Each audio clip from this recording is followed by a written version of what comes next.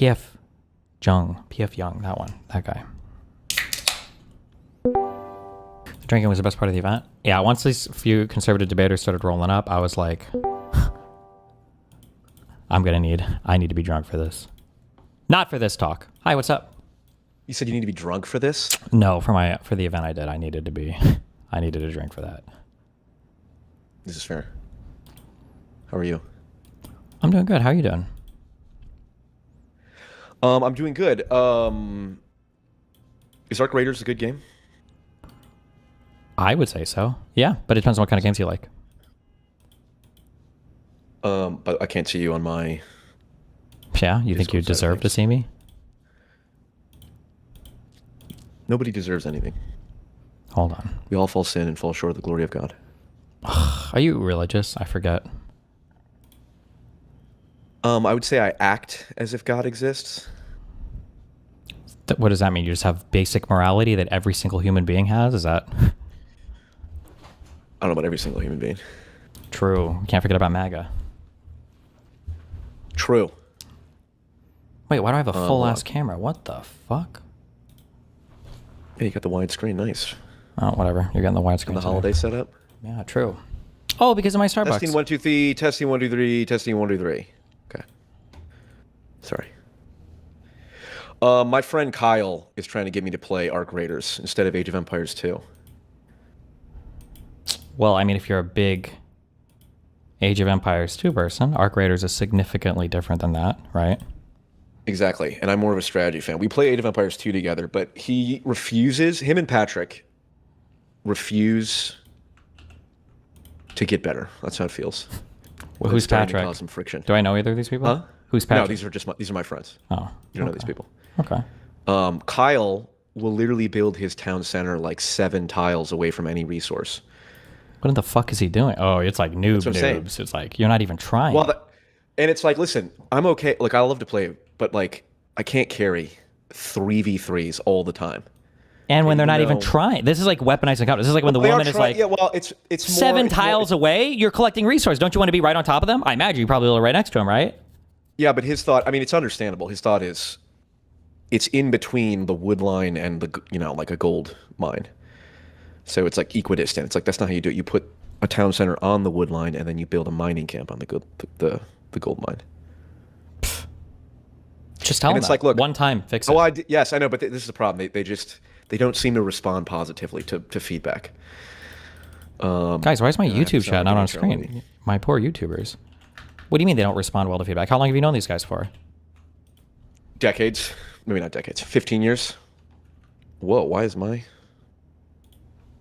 suddenly my thing just went goofy. Oh, it's fixed. Extreme G2. See, it's because I'm unemployed, and so I am like 1,300 elo. No, I hover between 1,200 and 1,300. And, they're at like 700 or 800 around there. And, damn, so, they're losers. I tell them to do something. Well, they just want to have fun. Do they make this in ISO form, guys? But I think it's more fun to win. And when people don't respond positively to feedback. I mean, if they're not trying to win, where's the fun? Sorry, not ISO. I meant STI. Fuck. So how's life been? What have you been up to? Going back for Christmas tomorrow on Christmas Eve. I'm having a blast. Do you do anything for Christmas or Thanksgiving? No. Do you see your family on the holidays? I should see my mom tomorrow night. My mom and dad. I should. If I'm not being a lazy piece of shit. That's fair. Okay, hold on. My fucking screen is completely fucked up here.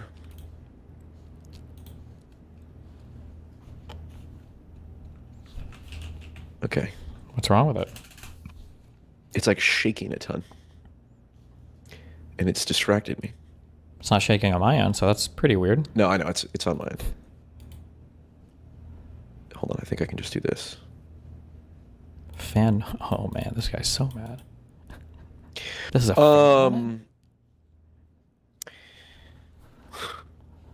Well, it's always interesting to talk to you, Destiny.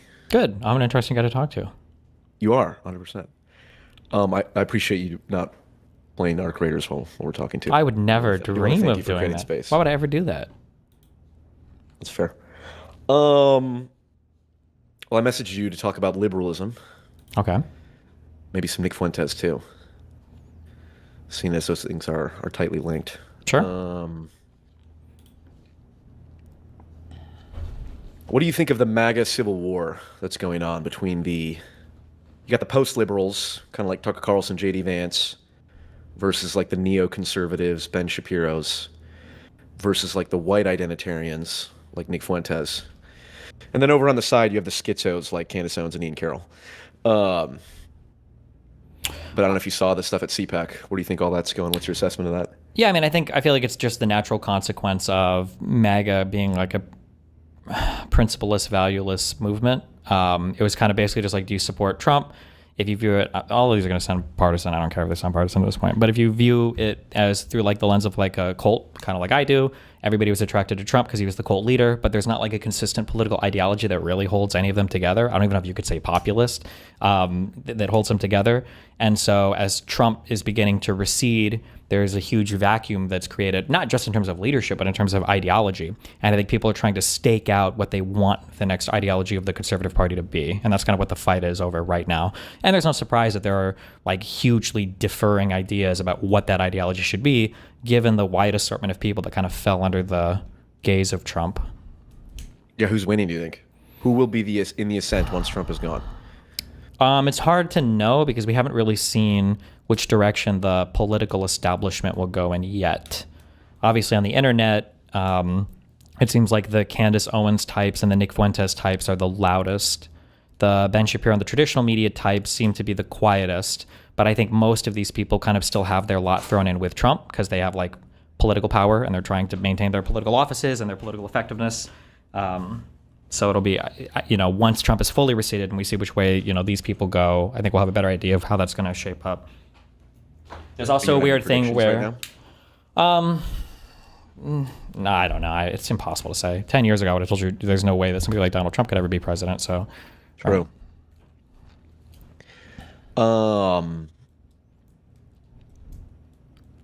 Yeah, it's interesting. I think first off, Nick Fuentes and Candace seem to be now in different camps. I don't know if you've seen any of that back and forth. A little bit, yeah. And then Tucker and J.D. Vance. Do you think there's a chance that Nick ends up supporting J.D. Vance? Or do you think he'll just never will? I would be surprised if he supported him as anything more than a useful idiot. I don't personally. I could be wrong. I just don't think Vance has a political future. But I mean, I could be totally wrong there. He lacks charisma, that's for sure. Yeah, for sure. And I don't even know what his ideology is, if it's like broadly appealing to the conservative base. Yeah. If I had to bet, I think actually Nick Fuentes will end up supporting J.D. Vance. Why do you think that? Well, because assuming it's a binary choice, no matter how much he shits on him and calls him a race traitor for marrying an Indian woman, I just think I can't see him supporting a Democrat, which will be Kamala, right? Well, yeah, he'd never support a Democrat. Or I guess what I was more curious in, you mean he would like support him as like a useful idiot type? Like, well, this guy is going to be the conservative leader. Well, I mean, because he was like saying he would campaign against Trump at one point. Who, J.D. Vance or Nick Fuentes? Nick. Oh, sure. Was saying that. I mean, he might as a useful idiot, maybe. I don't know. I don't know. Well, yeah, sure. To the degree that if you have a binary choice, you would rather pick one useful idiot than somebody who's oppositional to you, sure. Yeah, exactly. So, I guess I've come to ask you about the Nick Fuentes question. What is it? Yeah. What do you think about Nick Fuentes at this point in history? I mean, he's got a strong set of ideas that he believes in. It's technically, I think it's a better direction for the Conservative Party than the fucking Trump shit that they're in now. But obviously, I'm opposed to any state religion-ish stuff and a lot of kind of the more racial essential ideas and a lot of the retreat from what I would say are kind of core capital L liberal values. Yeah. You said you think it's a better direction than what Trump is going in? Yeah, I just think Trump is just a disaster. It's just a horrible administration. It's a combination of narcissism and incompetence it just those two things together are just horrible. Like at the very least, if he was like obsessed with making America great for some racial reason or some fascist reason or whatever the fuck else, at least he'd be trying to make America great. But he's not. He literally is just a self-serving fucking retard. But he's even too stupid to be self-serving. So like their prosecutors are getting kicked out. Their court filings are fucked up. Like their DOJ is incompetent. They just tried to drop some of these Epstein files and they fucking didn't redact them correctly. And he's constantly backstabbing even his strong political allies. Like he shouldn't be backstabbing. Mike Johnson or losing Marjorie Taylor Greene, so he's like politically ineffective. It's just dumb. It's just a fucking disaster. Yeah. Yeah. So I mean, obviously the mainstream discussion is, well, Nick Fuentes is an anti-Semite, a racist, and this is a bad direction for the Conservative Party to go in. I think Nick Fuentes does foster a great deal of racism and anti-Semitism, you could say. And it needs to be contended with, but I think the problem is everyone calling him a racist and a hateful bigot. It's like it's literally the Donald Trump racist debate. It's like it's totally irrelevant. The people that need to be convinced either way will not be convinced on the basis of, well, let's speculate whether or not Donald Trump is racist. I mean, he said Somalia is a trash country or whatever recently. It's like you could just say it's obvious. Like that will convince no one. And so I think Nick Fuentes does need to be contended with. And I mean, the way I see it, it's like he is riding a tidal wave of anti-Israel sentiment, some of which is valid, some of which is just genuine anti-Semitism. And the two ways to deal with this tidal wave, I think a meteor is a better analogy. A meteor is heading towards Earth, and it's filled with anti-Israel and anti-Semitism sentiment. You can either nuke the meteor or you can nudge it off course. And I think there's a lot of people saying we should just nuke it by calling him a racist, hateful, bigot, and all that. And I don't think that's working. And so I'm in we should nudge it off course. But nudging it off course then involves acknowledging the true things he does say, which then gets you accused of being anti-Semitic when I think that's complete nonsense. So yeah, go ahead. I think I'd view him as probably a bit anti-Semitic. Anybody who does the crazy Jew conspiracy theory shit is a little bit played out. I try not to do the racism stuff. I usually focus more on concepts related to xenophobia. I think xenophobia is a stronger idea. I think it takes hold in a deeper way, and I think it could be a little bit more. It takes root in a stronger way. Like there's like this, what's the saying? Like racism never survives first contact. Like if you just meet another guy and he's nice or whatever, stuff like that. But xenophobia can be a lot more insidious and harder to uproot from somebody once it's like really taken hold. And I view Fuentes, and even Trump to some extent, as being more xenophobic than just simply racist. I do think that the ideas need to be dealt with better. I feel like the new breed of like liberal that is finally fucking emerging post the second Trump season, led by people like Gavin, some of your stronger center left people, your Brian Tyler Cohens, your Destinies, your like Adam Mockler, like these types of people are doing a better idea. They're doing a better version of presenting like a stronger, positive version of liberalism rather than just being a negative response to Trump or being like a woke scoldy response to whatever else. So hopefully if that continues, I think that would be a good direction for the liberals to go in. Yeah. Would you advise that people call Nick Fuentes a Nazi if they're trying to contend with him? It really depends on who you're talking about. I don't like to personally because I'm more interested in just debating the ideas, and just calling somebody a Nazi is an easy way to write them off. And that's boring to me.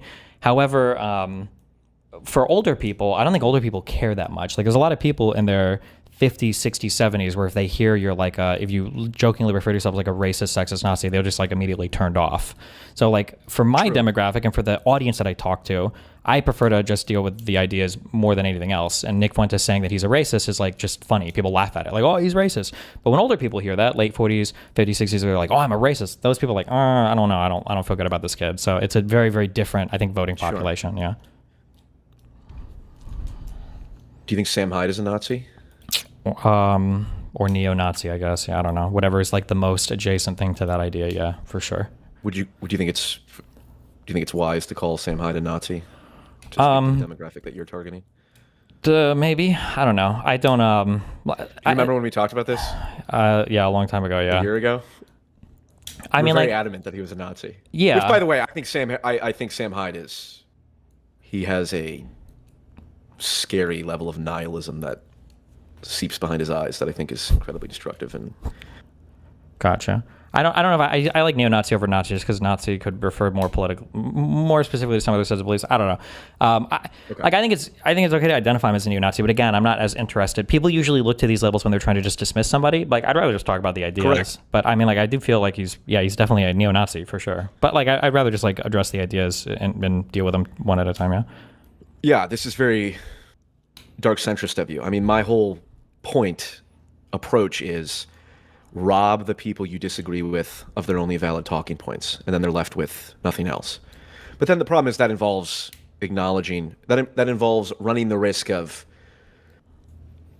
well, being accused of anti-Semitism stuff. I mean, like the example I always point to, and I point to this because it's very cut and dry, and it's also part of like Nick Fuentes' origin story, is like the whole claim that, well, Nick Fuentes talks about Jewish people having dual loyalty, and this is a classic anti-Semitic trope.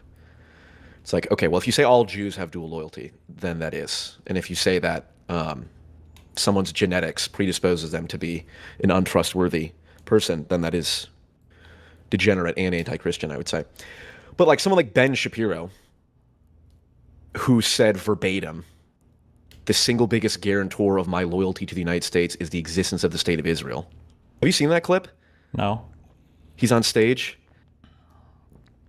I haven't seen it. I mean, I take your word that it exists, but sure. Okay. Yeah, the verbatim quote is, the single biggest guarantor of my loyalty to the United States is the existence of the state of Israel.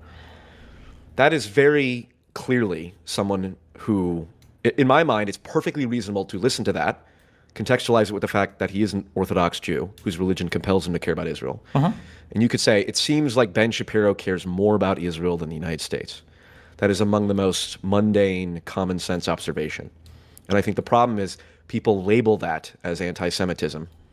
And then you have syndrome. If everything's anti-Semitic, nothing is. And then that allows the genuine anti-Semitism, like, saying, well, because Jews are a particular genetic group, none of them can be trusted. I think it allows that to be trafficked in. Couldn't they so what do you think about? Couldn't that just be true? Is that even? Let's start at the very basic thing. Is that even a bad thing? Let's say that's true. Is it a bad thing? What's true? That Ben Shapiro has more loyalty to Israel than the United States? Yeah.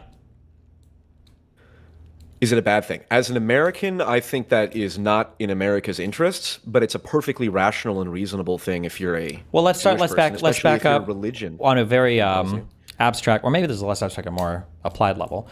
As applied to like an individual, if they have like some higher level of allegiance to their country of origin, or for Jewish people it's a little different because they have like their one country versus the United States, but it, let's say this is all public, is that necessarily a bad thing? Would we say this is a negative thing? No, I mean, it depends on how it's manifested. Okay. I would say I would agree with that, with what you just said there. I would agree with that 100%. I think there are times where it could be really bad. And I think there are times where it's like, oh, like I would kind of expect that, right? When I was married to Melina and she was in the United States, albeit for a short period of time, I don't know if I would ever have expected her to love the United States more than Sweden. So like if she was like in the political position as president, this is why presidents have to be a naturalized citizen, right? Or born here or whatever, right? I don't know if she would make the decision to nuke Sweden to save the United States.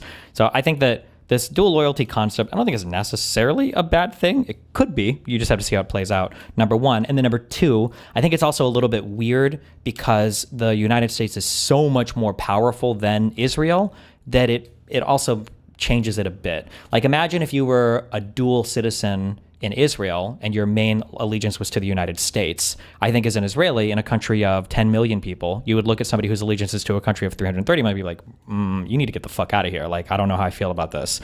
But then this is also augmented by the fact that people feel like Jews are disproportionately in positions of power in the United States. And then there's the whole back and forth. But yeah. Okay, yeah. But I would start there. So like, sure. Okay. Well, yeah. we can pick, let's narrow in on two specific examples. Sure.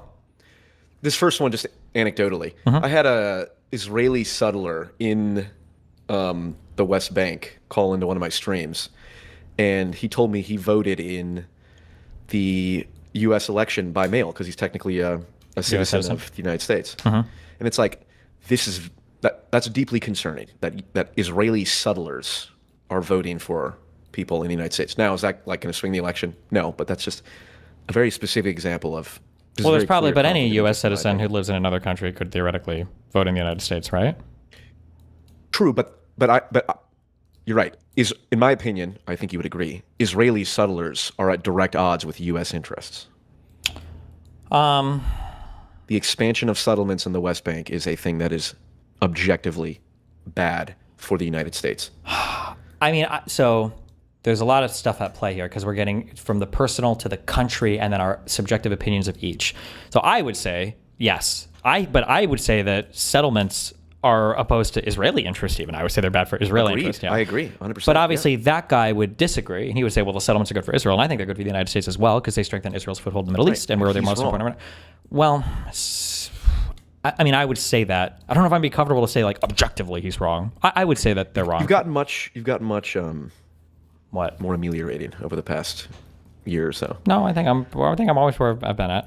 But I would say that like I would expect him to vote the way that he feels is important. Like for as much as I would say he's objectively voting against U.S. interest, I would say that applied tenfold to every single person who voted for Donald Trump, especially a second time. Yeah, fair enough. Fine. Yeah, or third time, I guess. Yeah. Fine, but you do believe that that is against U.S. interest. I guess my point is that's a narrow example. Let's just pick a different example of like Larry Ellison. The exact quote from Larry Ellison, what was it? It was something to the effect of, I wrote it down. You know who Larry Ellison is? Head of Oracle. Is he Jewish? He's Israeli, yes. Okay. For 2,000 years, we were stateless. This is him speaking to the Friends of the IDF benefit group, which is a charity for giving money to the IDF. For 2,000 years, we were a stateless people, but now we have a country we can call our own. In my mind, there is no greater honor than supporting some of the bravest people in the world, the IDF. He's the CEO of Oracle. They've explicitly said our support for Israel is unequivocal. Sure. He is the owner of Skydance Media, who his son is the chairman of Paramount. Skydance Media owns Paramount, or a majority stake in Paramount.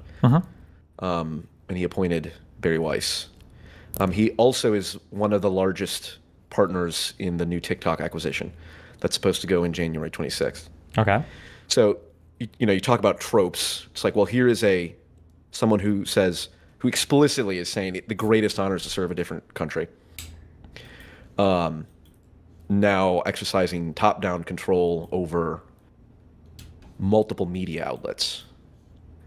It's like, Okay. Also, just as a quick correction, I think this guy he's an American Jew, not Israeli, but go ahead. I believe he has Larry Ellison Israeli origin is what I read. He's an American. Okay. I see. He was born in New York City. So I don't know if he has Israeli citizenship as well or something, but.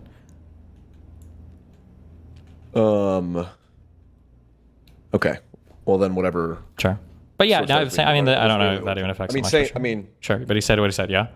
well, this is arguably, it'd be more understandable if he's Israeli. The point is, if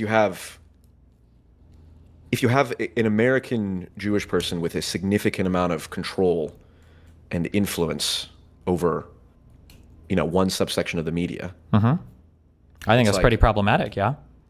If you are against the U.S.-Israeli, if you're against the degree to which the U.S. supports Israel, then that's bad. That's against U.S. interests. Well, do you think there might be another more problematic thing lurking here, though? What's the more problematic thing? The fact that one person might be able to exercise that much control over some section of U.S. media? Sure. Like, I think that Sure. the fact that this guy might be Jewish or whatever might be like 2% of the problem, and I think like 98% of the problem with the screaming like singular Well, I people would could be argue- as influential in U.S. media, right? Well, depending on how you slice it, I would argue the fact that he's Jewish is totally irrelevant because you can be Jewish and not support the state of Israel. Well, yeah, but if you're going to have is- this level of allegiance, he's probably Jewish, right? He's probably going to be more often than not, right? Well, yes, Yeah. yes. We could say hardcore Zionist. We could say, yeah, Jewish, Zionist. But this is So- my point. So people can just point this out very clearly. This is what is happening. This is why Nick Fuentes is popular and gaining steam. Sure. It's because these very simple. You see Ben Shapiro say, "There's no greater," or what was it? The single biggest guarantor of my loyalty to Israel is my loyalty to the United States, the existence of Israel. Then you have Larry Ellison making all these moves. Benjamin Netanyahu said the most important thing to acquire is TikTok. It's the most important thing in the media war. And then you have Larry Ellison acquiring TikTok, who is a devout supporter of Israel. Sure. And it's like, this is my point, is like, well, you don't nuke the meteor by saying, well, this is all anti-Semitic nonsense, this is all conspiracy, this is all, oh, this is dual loyalty or Jews run the world tropes. It's like, no, this is acknowledging the kernels of truth. And then, I mean, you have to do that in order to contend with someone. Sure. And I'm just wondering if you agree. Yeah, I mean, like, I don't care about the anti-Semitic stuff, so we can move past the accusations. That's not interesting to me. The accusations of anti-Semitic, like, yeah, I have no problem owning or saying I think you should be able to be pretty upfront about that. Wait, hold on. What do you mean you don't care about the anti-Semitic? Like, you keep trying to say that, like, these are really uncomfortable and harsh truths. Like, I'm fine confronting any of these. These are not uncomfortable things. Like, I think I don't know if you're just scared to say your true position either in front of me or publicly, but, like, I would say that a lot of Jewish people, the majority of Jewish people, are probably viewing Israel as more special in some ways than the United States, even if they're in the United States. Sure. Even if they know intention of going there. Jews, yeah, which is completely fine. Yeah. Probably most ethnically Jewish people, right? Because this is the one place. This is the one place in the world that guarantees some sort of like ethnic protection for them, and they've been ethnically persecuted in the past. I don't even think the religious aspect is that important to it. I think the ethnic protection is more important. And if you live in the United States, Israel probably is like a really important thing to you, and you might even like prioritize that connection to Israel over the U.S. I think I'm pretty comfortable saying this is probably the case with like a decent amount of Jewish people. That wouldn't surprise me at all. Well, of course, that's just objectively true. But first off, you would get accused of anti-Semitism. Yeah, but I don't give a fuck. I don't care. I'll say I hate Israel and I hate Jews. Fuck religion. Well, to be honest, I mean, I don't care. I don't give a fuck about that. Yeah, but so I'm just saying, if you're trying to be careful to answer on that, I don't care. I don't give a fuck about those accusations. Yeah. But I would say, but the next step I would say is that any weird issues that we have relating to pointing out like Jewish influence in media or Jewish influence in certain areas, I would say like these could be problematic things. But I think these are good. I think these are good metrics by which we should evaluate the entire system instead, rather than just trying to keep the Jewish people out of these certain positions. That would be my thing, my contention. And then if we were going to go on the factual side of like how much have Jews steered U.S. domestic or foreign policy, I would say not nearly as much as they wish they could, and not nearly as much as some people think they have. And then we could do either side of that, I guess. But sure. And if Jews control the world, that means Nick Fuentes, Tucker Carlson, you, me, we're all part and parcel of the grand Mossad op. So obviously you can take it to an extreme end. I'll just tell you. You said my true position. I'll tell you my true position. Okay. Just based from first principles. Sure. I believe in free speech. That's like one of my core principles, like my fundamental principle. The freedom to say 2 + 2 = 4 is the most important thing. All else follows. In my opinion, Israel, the state of Israel, is doing all kinds of terrible things that are worthy of criticism. Okay. And what seems to be happening is that powerful interests, not Jewish interests per se, but like pro-Zionist interests, which includes Christian Zionists and non-Jews, are saying criticism of Israel is effectively anti-Semitism. Sebastian Gorka, deputy assistant to the president, said at a conference on I believe you. I've debated Gorka. He's fucking retarded. I believe you. Yeah. Yeah. Okay. Right. Yeah. Exactly.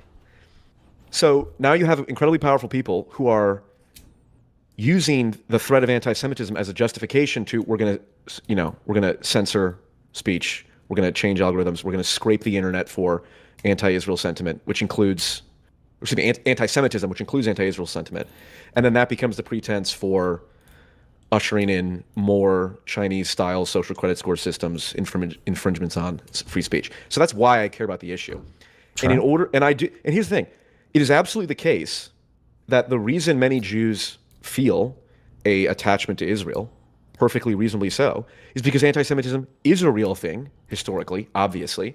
And the more that things normalize in a way where it becomes like cool to shit on Jews and all that, it increases the validity of Jews supporting Israel. And in my opinion, in order to avoid the anti-Semitism as a justification for infringing on people's speech, is we create a scenario in space where American Jews are perfectly free and are not stigmatized in any way to simply say, I'm Jewish, but Israel does not represent my interests.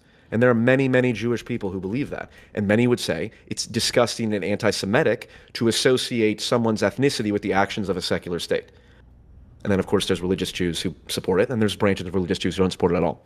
So Nick Fuentes, I think, he said himself he's an iconoclast. His whole goal is just saying fuck you to the whole Holocaust religion type thing, the post-war consensus idea. And so he doesn't actually care about giving space for Jews to condemn Israel or not identify with it as much as they do. And all the trends post October 7th seem to be indicating that a lot of Jews don't align themselves with Israel, especially the under 30 demographic. It's like 30% or more are anti-Israel. So it's like that trend should continue, but that can't happen if we're not allowed to say basic facts or basic observations like when Ben Shapiro says the single biggest guarantor of my loyalty to the United States is the existence of the state of Israel. That seems like dual loyalty to me. If that gets you called anti-Semitic, then what that does is that feeds into Nick Fuentes' ability and people far worse than Nick Fuentes, ability to just say, well, this just proves that it's all a conspiracy and they'll shut you down for just saying facts. Sure. So that's my true position. I mean, that's fine. One of the biggest issues, though, is a lot of people that levy this criticism don't do themselves any favors. It's very hard if Nick Fuentes is your guy to levy legitimate criticisms at people with, say, dual loyalty in a way that you think is detrimental to the United States when he is also like a Holocaust revisionist, right? Like this hurts your ability to have the conversation. Yeah. If you have people who are critical of mRNA vaccines and they also think that ketogenic diets can cure Alzheimer's disease and all meat diets are the cure to, fucking every form of cancer, it hurts your ability to make those medical claims. I mean, like the people that levy these claims don't really do themselves any favors, I guess. Yeah. I mean, true. Again, he's gaining influence, so maybe. Maybe. I think it's objectively true. He's gaining influence. That doesn't mean he's right. I agree with you. I don't know if he's gaining. I mean, he's very popular with young people, but young people don't vote, and young people are very swingy. We saw that what was like 30 points in favor of conservatives, I think, at the beginning of this election for young men, and then I think that completely disappeared like 6 months in. Like, young people change a lot. He could continue to gain influence as possible. He could moderate his views. He could become more extreme. It's hard to say, but yeah, but young people are very different. Yeah. Remember, Bernie Sanders was a shoo-in, the most popular Democratic figure ever. He was going to win the presidency, everything, and never materialized. So, yeah. Not writing him off one way or another, which is... because of anti-Semitism. They wouldn't let a Jewish person... True. The Jewish people controlling the Democrats. I mean, Nick Fuentes, the way I see, especially people... Because I'm interested in how people discuss and contend with Nick Fuentes on the right or on the left. There was a clip of Nick saying he would join with the left and... even give up some of the abuse and cruelty on the right. And then Cenk Uygur was talking to Hassan Piker and was like, listen, if he's willing to work, like there are greater goals. And in principle, as as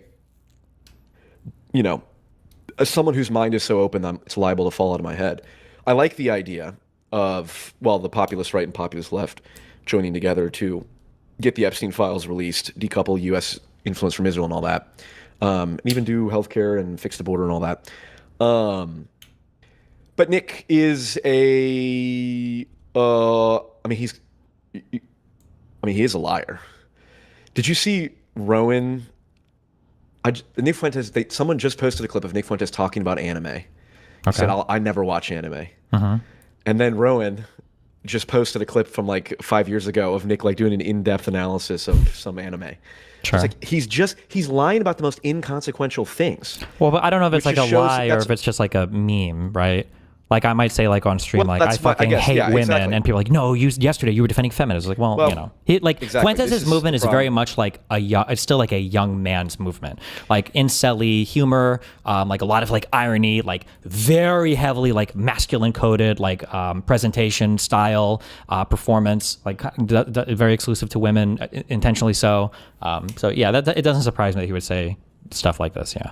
Yeah, he's deeply irony poisoned. Yeah, sure. Yeah. Look, there's a great story that I think Jeff Dunham, the ventriloquist guy told. Mm-hmm. Or Jeff Dunham is the ventriloquist guy. He told a story. I think it's like a generic story, but a ventriloquist is on the stage with his dummy, and the dummy starts, criticizing an audience member, and the audience member is yelling at him, and the dummy's like, "You're stupid," and they're going back and forth, and then the ventriloquist tries to interject and say, "Hey, calm down, guys." And the audience member says, "Shut up, you, I'm talking to him." It's like, that's emblematic of how people are treating Nick Fuentes. It's like Nick Fuentes, Andrew Tate, I think Hassan Piker, you in many ways, even Donald Trump. It's like calling him an anti-Semite, a hateful person, calling him names is just attacking. He's setting up a dummy for you to attack. And then he can retreat to his Bailey of, well, Hitler's cool. It's like, well, I just meant Hitler had cool aesthetics and it's compelling and all that. Sure. And so, although, I mean, people use that because it does still work. I mean, What works? like older people, maybe once the boomer generation is gone and X is the oldest one, and you've got like millennials as the second oldest, maybe like the whole historical revisionism around the Holocaust and all that shit will be a little bit more acceptable. But I think right now, labeling somebody as a Nazi and then them owning being a Nazi or a racist or whatever, I think is enough to turn off a lot of larger, older voting demographics from like caring about you. Okay, And so it yes, still works. I I think, 100% yeah. agree. I suppose I'm only concerned with long-term future trends. That's my Sure. primary. I agree. You should address it. You should deal with it. Yeah. But I mean, conservatives never address or deal with anything on the left either. But our political realities have gotten pretty disconnected from each other thanks to the internet. Thanks to people like Elon Musk, who's not even Jewish. Last time I checked, I don't think is he. Probably not. If he was, yeah, then I'm the first one on all the right. anti-Semitism train. If Elon Musk is Jewish, we got to get all these motherfuckers out of here. Okay, send them back to Hanukkah land. Should I not have talked about Zog for as long as I did? Do you remember our debate about Zog? I remember, yeah. I don't know how long. I don't know. Is this a what did it damage your internet presence or? No, it's far too early to tell. Okay. You know, it's Richard Nixon when he was visiting China. He was talking to Chairman Mao, and they're both history buffs. And Richard Nixon asked Chairman Mao, as a way to like break the ice, "What do you think of the Battle of Waterloo?" And Chairman Mao says, "It's too early to tell." So it's too early to tell what consequences all of us will reap, and what we sow. Okay. But I don't know. It's interesting to me because I get accused. First of all, I get accused of being controlled opposition all the time because I explicitly state my goal is to seem anti-Semitic to then discredit from Nick Fuentes from the inside, which is meta-ironic. Okay. But I get, it's like, well, to say that Ben Shapiro has dual loyalty, or to say that the World Zionist Congress, the World Jewish Congress, the ADL, Chabad Ludovit, these are organized international bodies that are organized around Jewish identity. That is a real thing. So when you say, well, Jews run the world, it's like, okay, that's obviously an extreme thing. But in many ways, it's a straw man of the there's low IQ people who say that. But it's like, well, there are powerful international organizations centered around Jewish identity that discuss what's in the interest of the Jewish community, which is again an entirely rational thing. You don't have to be a conspiracy theorist to believe this. And the problem is, even I don't know if you're aware of this. Most people talk about this, and most people can talk about this without being labeled anti-Semitic. Like generally, if you're screaming anti-Semitism, so? yes, absolutely. Generally, the people that are being labeled as anti-Semitic are people that are highly anti-Semitic. Everybody talks about AIPAC. Everybody talks about AIPAC. The idea that you can't talk about any of these things, like yeah, Dershowitz or whatever will come out and call, but this guy's a fucking retard. He calls everybody anti-Semitic. But most people have been critical of these types of things and taking money from AIPAC or supporting Israel. Like it's a pretty common thing these days to do this. I think your issue is you're seeing people who might have legitimate criticisms about Israel, also who are deeply anti-Semitic, like Candace Owens or Nick Fuentes, who then get called anti-Semitic when they're making real criticisms, and you're like, oh, see, this is a problem. I was like, well, no, they're like. They're problematic, and that's probably why they're being so heavily associated with it. Like you could criticize, like the ADL's been fucking criticized forever. Of course, SPLC, of course, the fucking yeah. But particularly on the left, like Crystal Ball will call Nick Fuentes a Jew-hating Nazi and all that. I mean, he kind of is, but Crystal Ball is also like a deeply anti-Israel, anti-ADL, anti-AIPAC person, though. Right, but that's my point. Is like. Okay, so she can do it without being anti-Semitic, and you might be calling but Nick Fuentes probably is anti-Semitic. So somebody calling Nick Fuentes anti-Semitic is not good evidence of anti-Semitism being overly used against non-anti-Semitic people, right? I agree. I'm less concerned about. I mean, Nick Fuentes only matters insofar as he's representative of a broader ideological movement. Sure, of people that are also probably anti-Semitic, right? No, well, of course. It's like. I don't know. It's sort of like what percentage of Hassan's casual viewer base actually wants to murder billionaires and would like support it? Probably like 30%. Okay, what do you think of Nick's casual viewer base would want to do violence against Jews?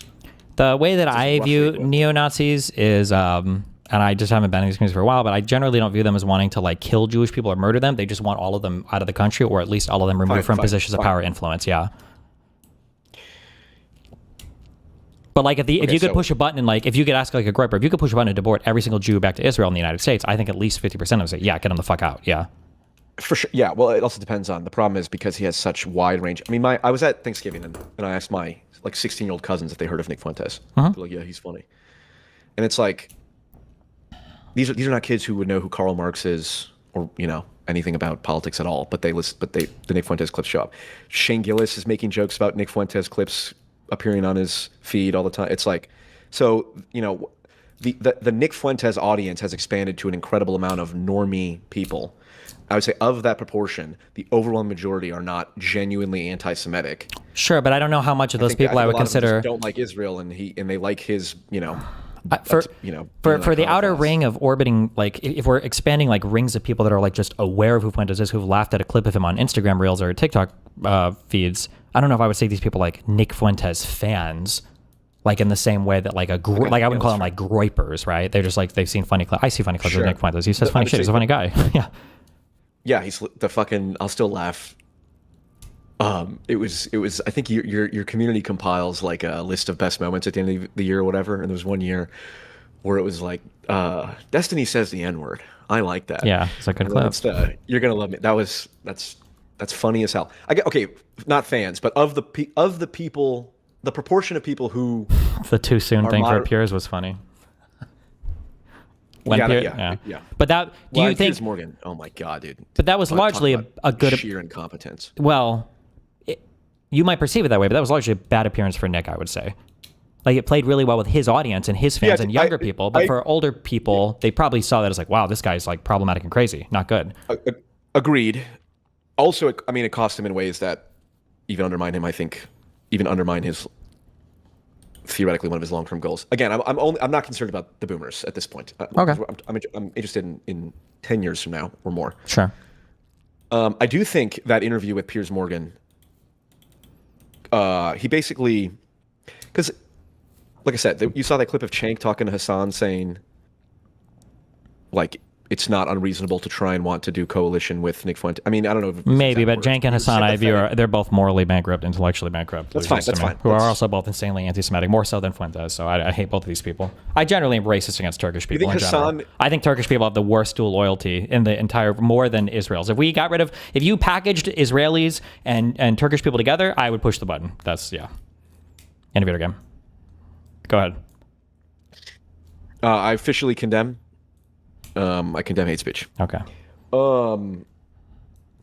Point is, regardless of what you think of them, they do have large audiences. And so the prospect that a left-right populist coalition could form was there, is still there.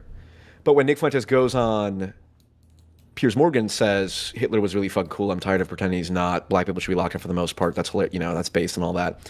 It's like he said himself, maybe us on the right, in order to compromise with the left, needs to give up the anti-white and sentiment and the open border stuff, and on the right, we need to give up like the cruelty and abuse. It's like, okay, seems reasonable. Then you go on Piers Morgan and you say, you engage in the performative cruelty that he was condemning. Say, my mom died in the Holocaust and all that. It's like,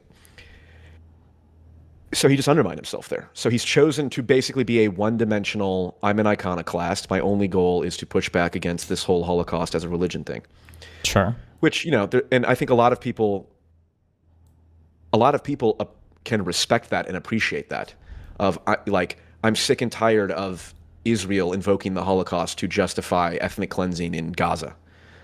It's like it's a joke. And people are far more pissed off and concerned with Benjamin Netanyahu than they are with Nick Fuentes.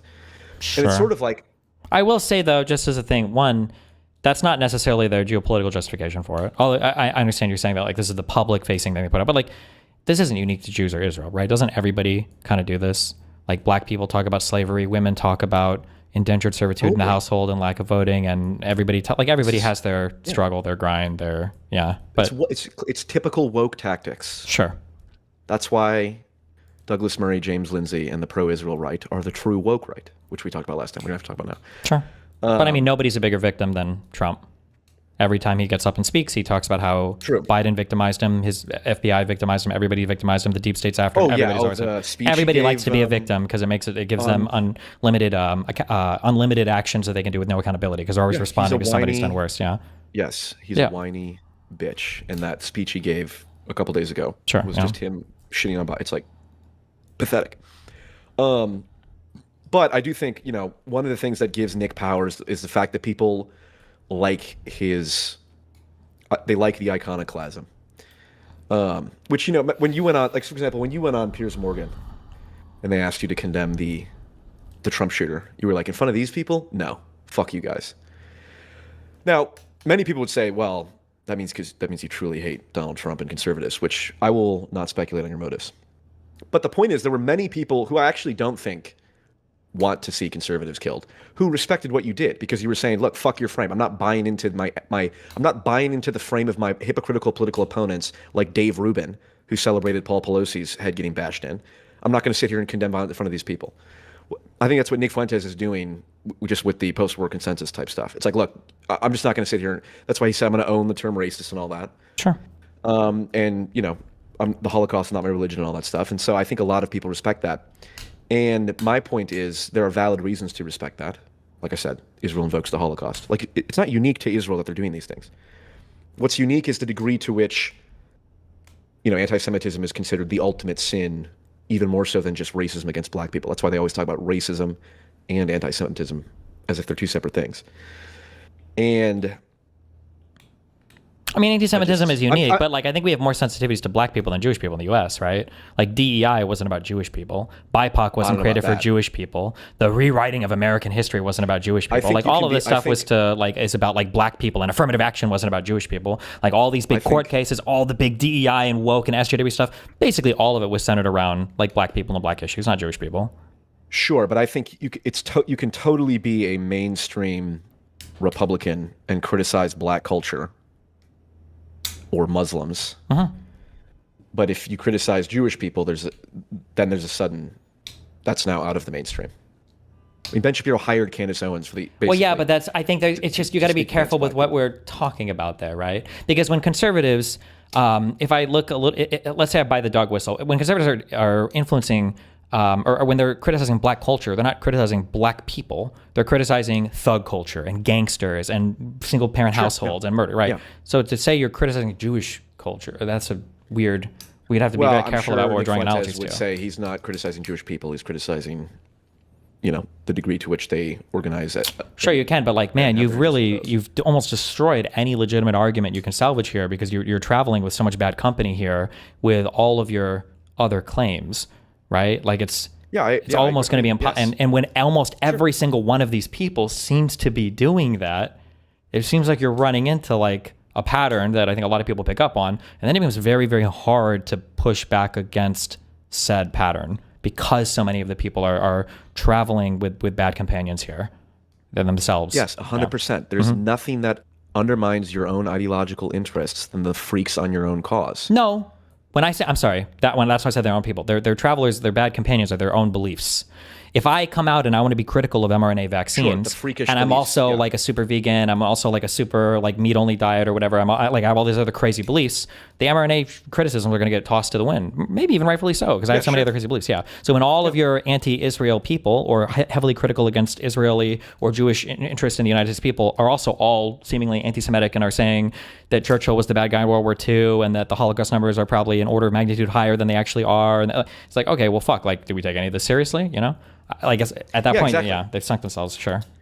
Yeah, this is my point, is that I think if Nick chose to, he could actually, start building or at least laying the groundwork for coalitions between the right and left, but he instead chose to say, no, I'm racist, I don't give a fuck, and I'm here I never apologize, I'm never going to buy into my enemy's frame, so fuck it, and I will never concede. I would like to separate out some things. I think and I actually prefer, first of all, let me just express a huge annoyance, just put a pin in this conversation where we're at right now. Okay, I hate all of the meta conversations about rhetoric and shit, and that we can't have conversation around any substance anymore. It's all about like, how do you frame that's just so annoys me so much. This isn't your fault, but it's just, that's what this conversation is. I will say on a substance level, I would prefer somebody like Fuentes to say, I am racist let's talk about crime, because we would have a better conversation about crime than conservatives claiming they're not racist and then left-leaning people who are too afraid to do any talk about crime enforcement and don't want to be, and it's just fucking retarded. So if Nick wants to own the I'm racist, let's lock, like, that's the thing that I can do this with every left-leaning person I talk about. It's the first question we talk about crime. It's like, why do you think more black people are in prison per capita than white people? And you'll get 25 different answers before you can get them to admit it's because they commit more crime per capita. If we don't understand that, then we're lost, right? That's fine. But that's of a different nature. It's a fundamentally different thing than like the anti-Semitism, than the clean break memo or whatever is why we went to war with Iraq and Libya and everything else, and why 9/11 happened and the dancing Israelis were there, and why the USS Liberty was attacked. Right. These are fundamentally different types of things. Yes, exactly. You're engaging. Yes, you're taking the enlightened centrist position between, yes, we can acknowledge straight up that black people commit more crime. That does not. We're not going to get into like IQ genetics. There's a clear, reasonable middle ground. Sure. Okay. All I'm saying is we need to carve out that middle ground with, like, when it comes to anti-Semitism. It's like Ben Shapiro says. Ben Shapiro seems to have dual loyalty to Israel. Yes. Just look. Here's the clip. Here's Larry Ellison. Here's Miriam Adelson. I mean, the clips of Donald Trump talking about Miriam Adelson, who's the second biggest donor besides Elon Musk, saying, I asked Miriam if she loves Israel or the U.S. more, and she didn't answer. I'm going to guess that means she loves Israel. That's a direct quote from Donald Trump. Sure. So it's like, yes, all that's true. This does not mean that therefore all Jews are suspect, or that it's somehow it's somehow unreasonable for people to care more about Israel and the United States. Sure. But there's a reasonable middle ground of, okay, but that means we can critique and say, actually, yeah, it's perfectly reasonable to say it's not in U.S. interests for Larry Ellison to be dictating the TikTok algorithm when he's explicitly stated, I'm going to, well, maybe. I mean, if he's a U.S. citizen and he's got U.S. money and that's what he decides to support, I mean, that's on him to do it, right? Okay, but but if you had a Russian dual citizen who was the second biggest donor to Donald Trump, and influencing the media in a way that biased coverage in favor of Russia, is it not understandable that would represent a I prefer that to the covert shit that they do now. I would say that it would be problematic. I would say that it would be problematic because I would, well, like for all of the covert stuff that Russia does to try to influence our elections. Okay, sure. Yeah. Okay, but the issue that I have with that comparison, the intuition that you're hinting at here is because Russia is very clearly opposed to U.S. interests. Israel is still in a weird middle ground where even if we say they do some things that might be opposite U.S. interests with relation to the war in Gaza, we very clearly favor the Israeli, Saudi Arabian access to now just the Iranian one. Like, that's still like a very clear favoring of most Americans ideologically, whether they know it or not, and definitely most of the American political establishment. Now, if that changes, then maybe that would change in the future, but that's still something that's going to be true. So somebody that has Israeli interested in an American who's Israeli interested, well, most Americans are going to be Israeli interested, even if they're not Israeli or Jewish, just by virtue of that conflict right there. Not to say that that can't change in the future, but yeah. Okay, yeah, again, and the geopolitical debate is one thing, but again, my point is, it is indisputable that there are people who are saying criticism of Israel is a form of Jewish. Again, Sebastian Gorka, in Trump circles. Yeah, there are some people that say that they're losers. Fuck them, but they don't prevent any of the conversation from happening. It's not just they're losers. These are powerful people who have the capacity to do exactly what they're saying, which is we're going to institute technological and policy interventions to address anti-Semitism, and then they lump criticism of Israel under anti-Semitism. Yes, and I agree that's the problem at hand. But the problem is the fact that they even have the tool to do that, and the problem is MAGA. That's the issue there, and it's like a group of. Look, Trump is the most zogged out candidate of all time. Okay? I wish if he was zogged out, it would be even better than whatever the fuck we have right now. He's just narcissistic out, and he's a retard. That's the issue. But it's like you have an issue with Austria. Or they're making Glocks that are that a whole bunch of stormtroopers are now we're going to go and kill Americans with Glocks, and the Glock manufacturer's yes, this is good. We also want to kill Americans. Well, the problem isn't the Glocks. The problem is the stormtroop people that are running around killing Americans. They might be using Glocks, but they could use any other gun. If you want to say that some Jewish people have too much power over media or whatever else, they've been granted this power via MAGA, and the issue is that MAGA even has the ability to dole this out, or that they have so much widespread support, and I don't think that widespread support is necessarily granted by Israel. Although if you want to make that argument, then we have to take a step further back and go there. But yeah, I mean, whatever problems. I'm not sure I followed that, but I don't think I disagree. As in the issues that we have right now. So there's a lot of weird shit that on the surface is pro-Israel in a negative way. So the deportations for students that were protesting for Gaza or making your visas or your student visas contingent upon what seemed to basically be your support for Israel, I think is really weird and stupid and bad. The obsession with anti-Semitism around the college stuff. I don't know. Did they pass a bill in the House, like a House resolution condemning anti-Semitism, retarded shit like this? Like, I think these are bad and stupid things, but I don't view these as like Jewish people enforcing their power. I view this as MAGA and Donald Trump using Jews as like a useful tool to further their own agenda. And I think that agenda is really bad. Okay, I mean, sure. I guess I care about the effect, whether it's one framing or the other. If the effect is certain things cannot be said because they get labeled as anti-Semitic when they are objectively true, like, hey, it seems like Ben Shapiro, owner and or a major stakeholder and operator of one of the largest conservative media companies, seems to have more loyalty to Israel than the United States. If you can't say that, or that falls under, well, this is the kind of stuff that's anti-Semitic. Sure, we can say that, and we can say that, and that might be problematic. I think it's okay to say that. I think that we can even say that's problematic. However problematic that is, Elon Musk, his acquisition of X and his relationship with Donald Trump is 100 times more problematic. Elon Musk has destroyed X as a platform. Like, I'm so close, and I'm still have to sit down and think about it this year to finally start telling my audience I'm killing my account on this. I don't think any of you should engage in this platform because it's so botted. It's so fucked. I think so. Yeah, but this was like a multi-billion-dollar, $44 billion purchase to further the interests of just one man, of the president of the United States, by arguably the richest man in the world, who controls SpaceX, that we use for satellites and space-related stuff, who controls Tesla, who is arguably on his way to becoming the world's first trillionaire. Like, this is so much more like, Jewish people look at Elon Musk and they wish that they were this greedy and long-nosed and influential, and they're not, right? And this guy can't even keep it together. This guy's fucking ketted out of his fucking mind, like, through no political savvy of his own. He gets Doge. Bro, if there was like a fucking Doge, some Jewish organization going through the government with the level of access that Elon Musk have, bro, Jewish people would fucking dream of this level of access, that they could audit the prior ownership of Twitter's files like Elon Musk let Barry Weiss and Schellenberger and all these hack fuck losers do. Like, these are problems. I agree with this, like, the Jew thing, and I think it's cringe that some people retreat to the anti-Semitism thing. I think that is cringe, but my God, MAGA is so much more fucking protected by the whole media establishment right now. Look at this fucking Barry Weiss 60 Minutes thing. This is insane. Jewish people wish they had this much control over the media. I get a little suspect when people really want to hyperfixate on, like, we can't say anti-Semitic things. Like, bro, everybody says anti-Semitic shit now. Who the fuck cares? Yeah. It's an honest question. I don't know. You might have an answer. What speech is Elon Musk directly clamping down on? What speech is he directly clamping down on? That's what I have the issue with the Sebastian Gorkas and the anti-Semitism as a national security threat crowd. So I would say that he destroyed X as a platform. So whatever speech was flourishing there has been severely degraded. Yeah, but is there a specific set of ideas that are true that he has said explicitly or implied or? I mean, he's like very broadly on, like, the white identitarian, white nationalist movement stuff. But he's like such a shallow human being that it's hard to even. What? He's trying to censor that? No. He very broadly promotes it. He does it on his own account. He does it through other political figures. He coordinates and collabs with Tommy Robinson, I think, and he supports the is it the ADF or whatever in Germany? Like, he's very, like, broadly AFT or AF. Yeah. Okay. Well, Okay. Those are. There's two things. One, that's a separate question of what is the validity in that. The second is.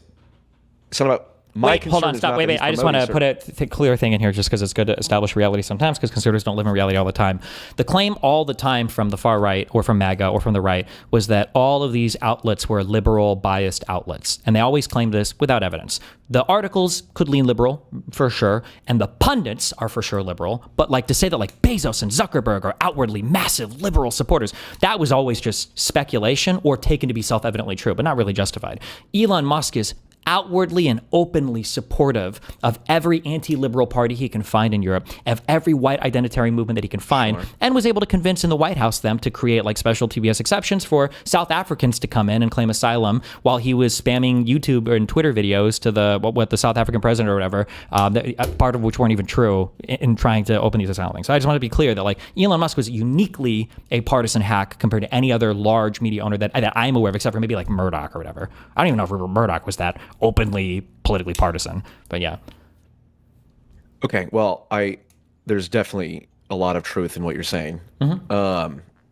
Again, my fundamental concern, though, is not someone supports a particular idea, the single greatest threat to democracy, which is very sacred, but free speech more importantly, is saying certain ideas must be clamped down because they are anti-Semitic or they lead to violence. Yeah, that's not It's just true. a direct claim. That's not true at all. The greatest threat not to true? freedom of speech is to destroy a person's ability to discern what's being said. That's the number one aspect of speech is to communicate an idea, and when people can no longer hear or understand the ideas, speech has been Okay, all right. eliminated. That's yeah. fair. Fine. I that's say a this more because it sounds like philosophically deep claim. it sounds like a Fine. philosophically deep claim, but the truth of the matter is that if I go to a platform and I want to censor all of the women there, I could ban all the women from the platform, and that would very clearly and obviously be wrong, and people could attack me for it. Or I could subtly just boost all of the anti-women people on the platform and claim I'm adhering to the principles and tenets of free speech. And then people like you would defend that, when in reality I'm just as anti-free speech as before, except now I have more protections because of the way that I'm operating. And it's a very real thing that happens. It's a very true thing that happens. You see it with Donald Trump, for instance, suing political figures that he doesn't like, that release polls about him that he doesn't like, right? Is that anti-free speech? Well, he's not necessarily censoring the speech. He's exercising his freedom of speech, right? That's why I make that distinction. It's an important one. Or like the whole, oh, look, the fucking Jimmy Fallon thing was, I think, disgusting and Pam Bondi said, what is it? Or the hate speech thing? There's a difference between free speech and hate speech. It's like, are you demented? Are you demented? So you'll get no pushback from me on that. I guess my point is, the fact that this is also bad does not change the fact that it is bad that the Trump administration, under the guise of anti-Semitism, is clamping down on free speech. It sounds like we agree on that. Yeah, but I mean, it's not just anti-Semitism. There's all sorts of speech that they clamp down on. It's anything that goes against Trump's interests, basically. Yeah. Yes, but in our culture, anti-Semitism occupies a unique level of. It's like it's the fundamental sin, the fundamental evil. I mean, I don't think so as much. I think that. Well, okay, fair enough. This is not a. Sure. I know that some people are really fixated on it. I think there's have you like heard the term post-war consensus? No, but from what you're saying, I'm guessing it has to do with the bipolar powers that emerged, or the multipolar world that emerged after the Soviet world, where the West were the good guys and Israel had the Holocaust, and so Jews have to be protected, and all this bullshit or whatever that entrenched American interests. Yeah, it's basically just the religion of the West. Sure. We don't have Jesus and Satan. Nobody believes in God. Well, not nobody, but secular West didn't believe in God anymore. So Hitler became Satan. The Holocaust became hell. And okay. I haven't heard this. Anti-Semitism became the original sin. Then, but okay. Sure. Yeah, this is people like Jonathan Peugeot, Yoram Horzani, several other people. Tom Holland, not Tom Holland the actor. Tom Holland the Why? Maybe Spider-Man Christian has historian, some strong who feeling. Sam Harris is a fan of. Okay. But anyway, and so I just think, look, I guess my. Well, first off, I'm always following my curiosity, so I am interested in your assessment of these things, and it does seem like people are recognizing more. Yeah, we can't. The pearl clutching has to stop. Yeah, but it's just so much like pearl clutching about pearl clutching too. Like if you want to be critical of Israel, just be critical of Israel. Like if more people would just do this, I feel like people would just have the conversation. Like if I just say like, we need to do what? Just like be critical of Israel and be critical of people who you think are. I agree. Yeah. How about you'd think that, but. I don't know. Fair. I mean, here's what I'd be curious, and I'm not going to push on this now, but like for our next conversation, or if you want, we could schedule one or whatever. For our next conversation, find me examples of like, here are people that are making really strong, valid criticisms of Israeli policy or Israeli U.S. Stuff or whatever. Brett Weinstein, Gabor Mate. Oh man. You're anti-Semitic. You don't like Brett Weinstein. I gotta go. Hold on. I need to get an HP pack because you just did psychic damage bringing up those two names. There's only one reason One second. Hold why on. someone wouldn't like someone with the last name Weinstein. Oh God. Hold on 1 sec. Wait 1 sec. I gotta use the restroom 1 sec. Okay.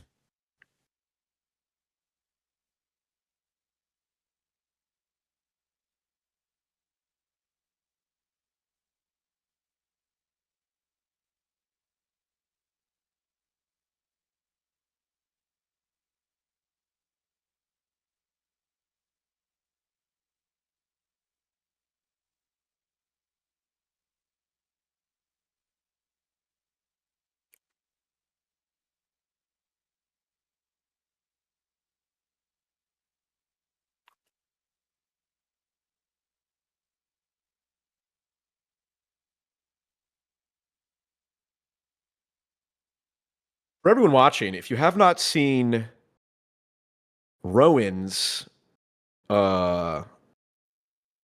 recent video called, I think it's 2035, Nick's Final Broadcast. Open up a new tab, type in Rouen, Roenn, and go watch that because it's phenomenal. And it conveys in artistic form what cannot be conveyed in propositional form.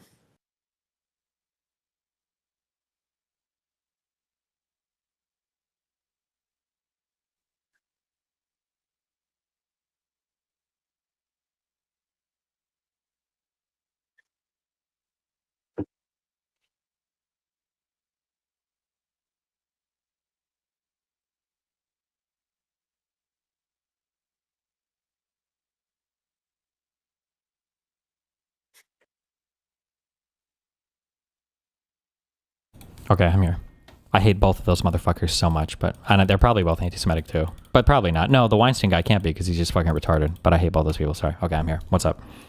Okay, that's fine. Sorry. You want to talk about a different issue? Sure.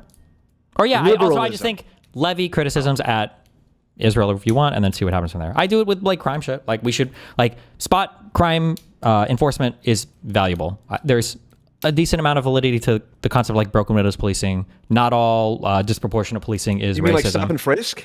No. Like high crime areas should have more cops enforcing crime there than like sending cops throughout an entire city is fucking retarded. Even if it results in a disproportionate amount of enforcement, even if it results in a disproportionate amount of arrests, even if it results in a per capita disproportionate amount of arrests, if the per capita crime committing rates are the exact same between races, it's still probably a good way to use law enforcement in a city. And that if you want to seek to rectify any inequities that exist in society, it can't be at the crime enforcement level. At that point, you're too late. So like these are conversations you can have. I feel comfortable having these conversations with anybody. I mean, obviously not everybody will talk to me, but like I think you could have these. But I also think it's pretty clear when I'm speaking. I'm not a racist person. I don't hate most black people, just like I don't hate some Jewish people, and I don't hate most Israelis, whatever. So I think I have like the leeway. I have the credibility to talk about these things. But if I spent all of my time on stream, opining about race realism and inbred genetic IQ differences and everything else, and I was like, now let's talk about crime. Well, yeah, people are going to look at me like a little bit weird. You're like, well, okay, because it's going to be a little bit sussy baka at that point,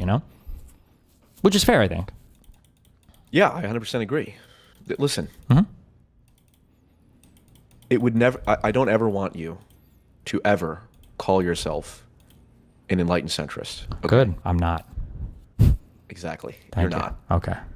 But you continue to embody the archetype of enlightened centrism exactly as you do right there. Okay.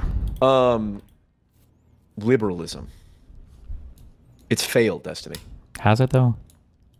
According to Patrick Deneen, Oh shit! I didn't know professor Patrick at Deneen University said of it. Notre Dame. Okay. We read a book for our book club Yeah.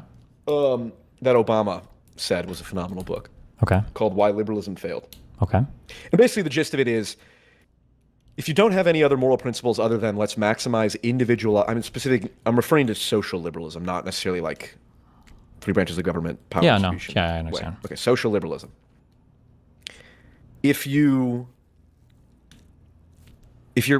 moral principles maximize individual autonomy, you don't have a leg to stand on to go after certain things. True. So I'll go with the extreme example. Anti-Semitism. Richard Oh, sorry. Just kidding. Okay.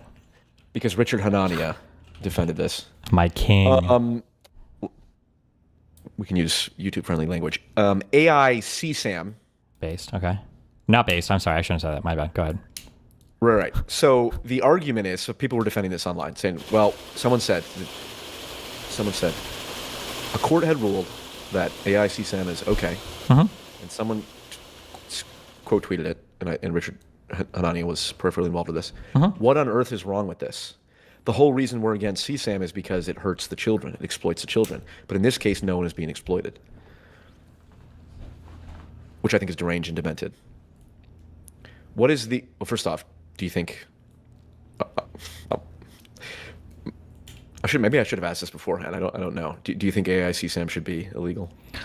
That's a really hard one. There are certain laws that I actually find really difficult to justify, like logically, like formal logically justification from like philosophy to law. When you look at the other behavior that exists in society. So the two things that I have the biggest problem with are like animal cruelty laws and child pornography laws. So, for instance, I think it's very interesting to say that like it's illegal to abuse your dog, but you can eat food that comes from factory farming. Much the same that it's interesting that it's illegal to look at child pornography, but you can go on watchpeopledie.tv and watch endless videos of people being literally torture murdered and executed. If I were to venture a guess, why intuitively does one feel so much wronger than the other? It's probably because when you are, if you're abusing an animal or if you're engaging in watching child pornography, there is a sense of enjoyment that no decent human being should be getting out of it. When somebody eats a cheeseburger, they're not enjoying the suffering of the animal, they're enjoying a cheeseburger. When somebody abuses a dog, they must be a sociopath. Much the same, maybe there's a morbid curiosity or weirdness around watching people getting killed or murdered, although a lot of people, more people than I think many people would have an intuition, would probably be okay with like making that illegal to watch. But for enjoying child pornography, there is no curious enjoyment there. You just must be a sociopath to enjoy that. So I feel like that's intuitively, that's why these laws are justified. But I guess like you're going to go on to make the point from like a broad liberal perspective, it's hard to like build out a philosophical argument there that would match our intuitions such that like liberalism has arguably failed here to supply us an answer that satisfies our intuitive ethical feelings. Yeah. Yeah, what you're describing is a cultivation of vice argument. Okay. And that like if you do something that is immoral and disgusting, even if it doesn't hurt anyone in the moment, you poison your psyche in such a way that it eventually leads you to doing terrible things. Well, like pulling the wings off flies and all that. It's like, or abusing an animal. You do that over and over again. What doors does that open for you in the future? Sure, And that's an same with ethical AI argument more than a legal one, though. Because then I would ask, like, I what agree. about This is not a Sure, I'm not making a legal one. Sure. Well, you brought up because you brought up like the CSAM and should it be legal or not? But yeah, go for it. Yeah. I'm not saying should it be legal within the bounds of our current legal framework. I'm saying philosophically, within the liberal framework, what is the argument against it? If no one is being exploited or harmed, and it's not animals, so it's not even like a conscious being, whatever type thing, but what is the argument against AI CSAM within the liberal framework without invoking some kind of conservative morality, basically? Because I don't think you can argue against it unless you invoke a principle that is not liberal. Well, I don't know if I would say liberal framework is necessarily one that, like, I think the liberal framework can emerge from a variety of different moral philosophy. And I don't think I would argue there's like a conservative ethics. I mean, there are like morals or ethics that are heavily associated with conservatism. We're getting a little bit maybe in the weeds on that, but like, I guess I'm putting forward as a definition, contingent definition for this conversation. Sure. Liberalism is the moral philosophy that posits that the highest moral good, that the way that we appraise behaviors is determining whether or not it increases or infringes upon individual autonomy. Yeah, I mean, moral. You could say that liberals from a liberal framework, like the age of consent exists, or the age of majority, and that's not just applied to sex. It's applied to like signing contracts or entering business deals or doing or buying a car or whatever. All related to signing contracts, right? And liberals can broadly defend the idea that minors should have a restriction on their autonomy and rights because they don't have all those same privileges and responsibilities. And everything. Yeah, and then that could easily extend to like the CSAM thing, like you shouldn't be recording these people engaged in sexual acts because it's not something they can consent to. Yeah. Right. The argument is because it's AI generated, it eliminates the part where the children themselves are getting harmed.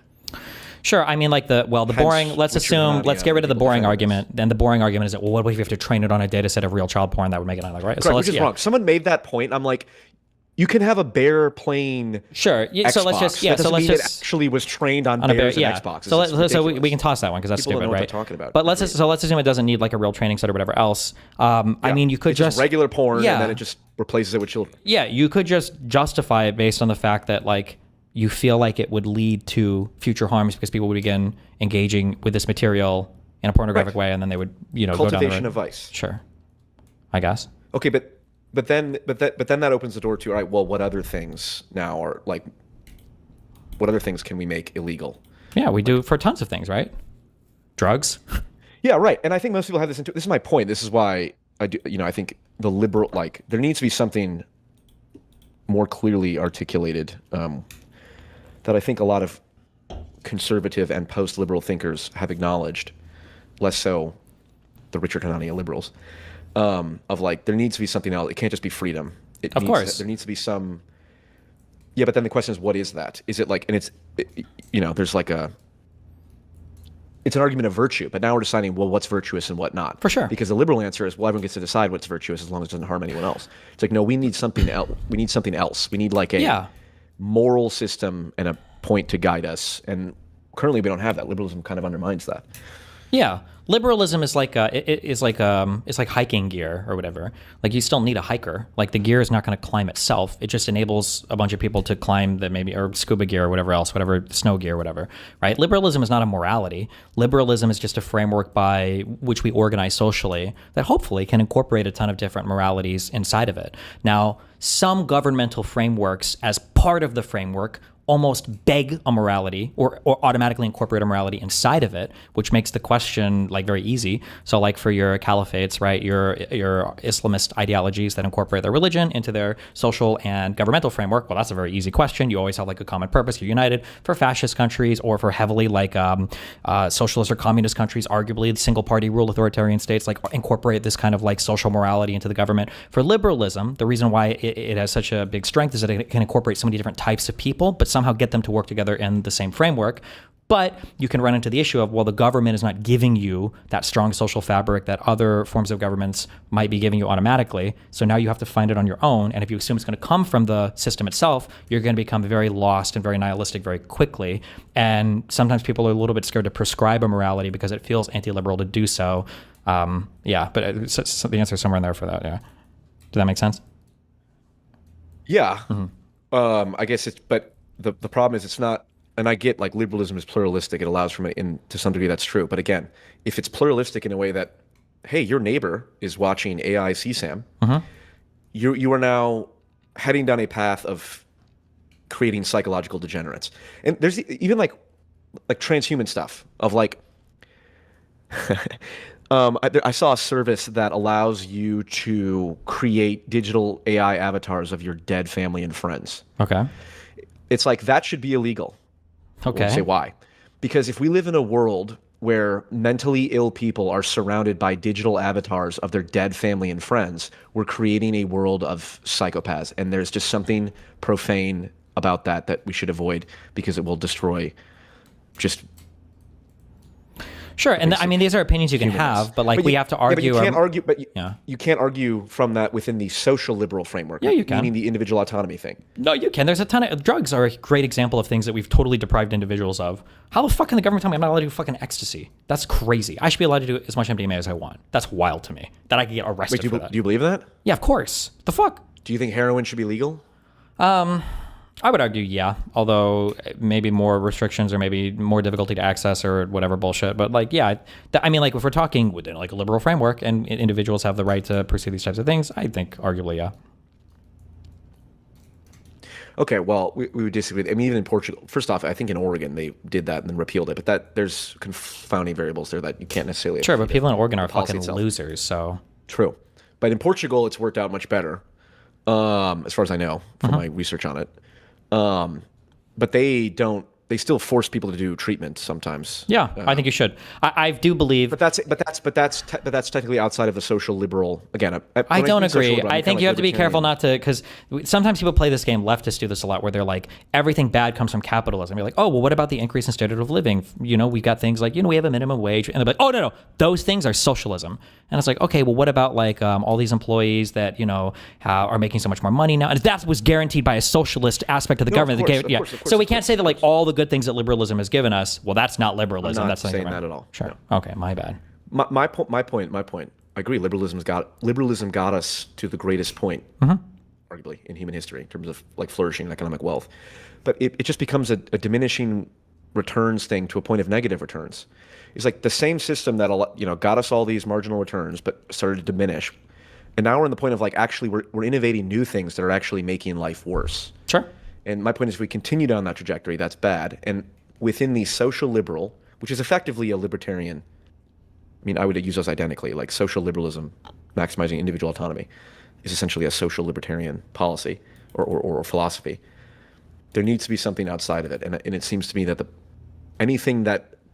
things that speak to people's intuitions that are outside of it are basically conservative or religious, traditional. I just totally reject this like conservative, socially liberal. Like I think that liberalism is a form of governance. And I think the idea of respecting the edge of individual autonomy, that's not like a moral statement. That's like a blanket statement you have to make in order to assume underneath you multiple competing moral frameworks.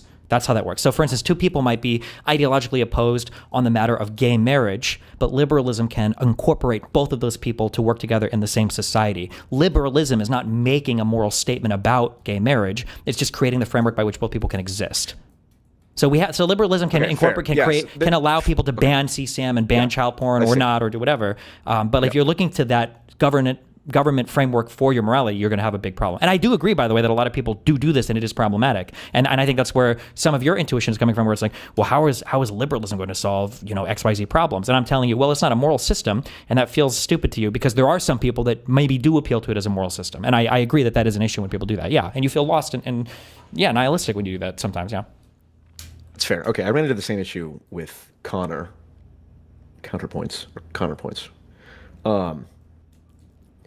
Yeah, I guess I'm putting ran into forward what issue? When I'm defining liberalism, I'm defining it in a different way, because I agree with you that like the checks and balance system and some level of pluralism is good and necessary. I am putting forward liberalism as social liberalism, that which puts individual autonomy over all else. But I understand. Well, but when I'm you not say going to that, let you define it in such a way that obviously makes it bad when there's other good things. Well, I'm just saying. My question is, when you say social liberalism defines individuality above all else, like are taxes part of social liberalism, or social security, or all forms of welfare, or public transportation? Because these all exist, right? Yeah. But again, the neoliberalism, the economic model, is about low taxes and deregulation. So that is kind of the point. Well, but the opposite. I mean, you could say socialism when the government does stuff, but like it is technically more economically anti-liberal to put money in like a universal healthcare type thing, because that's individual autonomy. Well, if you're going to define it that strictly, I guess maybe, but then that's even further away from moral philosophy, I guess. But this is what a lot of the post-liberal Patrick Deneen. You know Dave the Distributist by any chance? Nope. What does he distribute? Post-liberal thinking. What a loser. And then even J.D. Vance, I think, operates by this framework. This is how they're defining liberalism. So at minimum, if it helps clarify things like, well, liberalism has failed because this and this. Obviously, they can also be sneaking in like other stuff like. Yeah, I would say when I hear somebody say, hold on, you're right. No, hold on. You're 100% right, because there's also there's liberalism, social liberalism. That's, what I'm coming from. Then there's we need a single chief unitary executive to, take like Caesarian authority, which is explicitly a political thing. So yes, there is that too. Yeah, like I would say when people are saying liberalism has failed, what they're actually saying is they don't like a lot of the underlying moral philosophies that are kind of flourishing in our current society, and they would prefer to choose others. That's why they don't often say that like liberalism is failed or bad. They would say we need to go back to the liberalism we had in the 50s and 60s. That was better, because there were different moral philosophies that were more prominent at the time.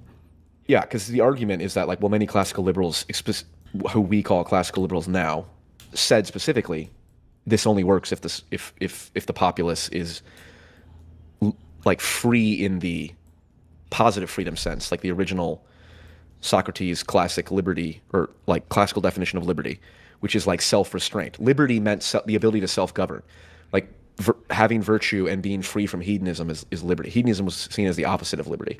Okay. So, it transformed over the last couple centuries to, well, no, liberty just meant freedom to do whatever you want. That's my point. But yes, you are right that then there's a direct attacks on the political system, which is a separate thing. I don't have a strong opinion on it, but I'm certainly open to the possibility that our current government system, as it's set up, in its noble effort to resist tyranny, it just becomes a type 1, type 2 error thing. The rigidity that allows it to prevent tyranny also makes it rigid enough where it's not able to adapt quick enough to the problems at hand, whether it's AI, environmental, whatever. Okay. And so the idea that you do need a FDR-like figure who comes in with sweeping executive authority to change things so the system can get back on track, I'm open to that possibility. Of course, that the idea that doesn't also carry a significant amount of risk, if not more risk than the rigidity itself, people who say that are demented. How do But you say? How do you say? I'm curious. How do you say liberalism has failed and not the people have failed, or the culture has failed, or technology has failed? Why is it liberalism that gets the blame there? Because I think when people talk about, I guess it just becomes I don't know. Maybe I shouldn't be using these terms. I mean, I'm just positing that as a definition of liberalism. I mean, the only reason why I asked this is because like, so I would have believed. I would have publicly stated, well, I wouldn't have lied. I would have said, like, I would say, like, oh, technocracies are bad ideas because they overrepresent some people, and those people might have blind spots around certain issues and blah, blah, blah, right? But, like, I'd say, well, I don't know. But honestly, maybe a technocracy would be a good thing if we had more competent people in different areas of government. I've totally wiped away that now. I don't know if people are capable of making those judgments or evaluations based on how I've seen how absolutely fundamentally retarded, like Andreessen, or, well, you might like these people, sorry. I would say, broadly speaking, the crypto finance tech community has acted Thank you for not offending me. with regards to politics. I would say I have no faith in a technocracy now. So I guess like if there was this area that I could identify of hyper competent people and they were ready to take the reins on government and do all these things, but then like for some reason liberalism was preventing them from doing it and not the people, and if we just switched the government, like this would be better. I'm just not fully convinced that switching the government here or switching from liberalism to something else, like what do you think we could switch from liberalism to that would ameliorate some, a lot of the problems that you think we're facing You're today? right. Yeah. Yes.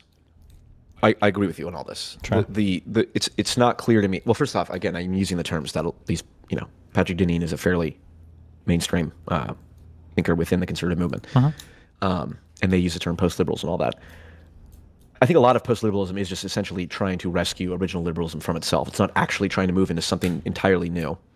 Some people are like the Curtis Yarvin patchwork state or whatever, it's like that, okay, that's demented. And the idea of just a pure monarch is goofy. But like, Sure. again, like the point about FDR acting like a monarch, there is absolutely some level of truth to that. Is it though? Didn't he have like supermajorities in both halves of Congress, and the American public was broadly hungry for this type of like reformation after everything that happened? Like, well, I mean, I can't muster the best historical argument around, but it's certainly the case that, like, for example, what was the meme that is always cited, the switch in time to save 9 or something like that, where basically FDR, he did his fireside chats as any good monarch populist does, and he said something like, I'm going to pack the court for every judge over the age of 75 because historically that's been the age limit we put on things.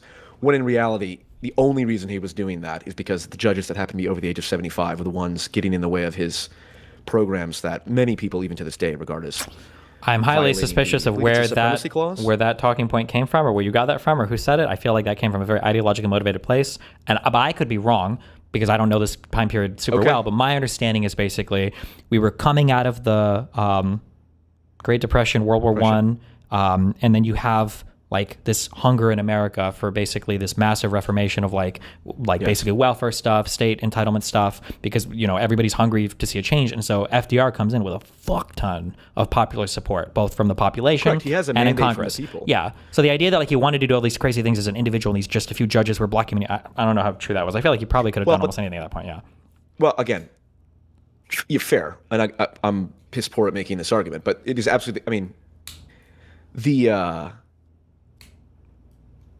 the argument that, well, if a president has a mandate from the people, then it justifies just like basically overriding the supremacy clause and elements of the Constitution. No, he had huge support in Congress.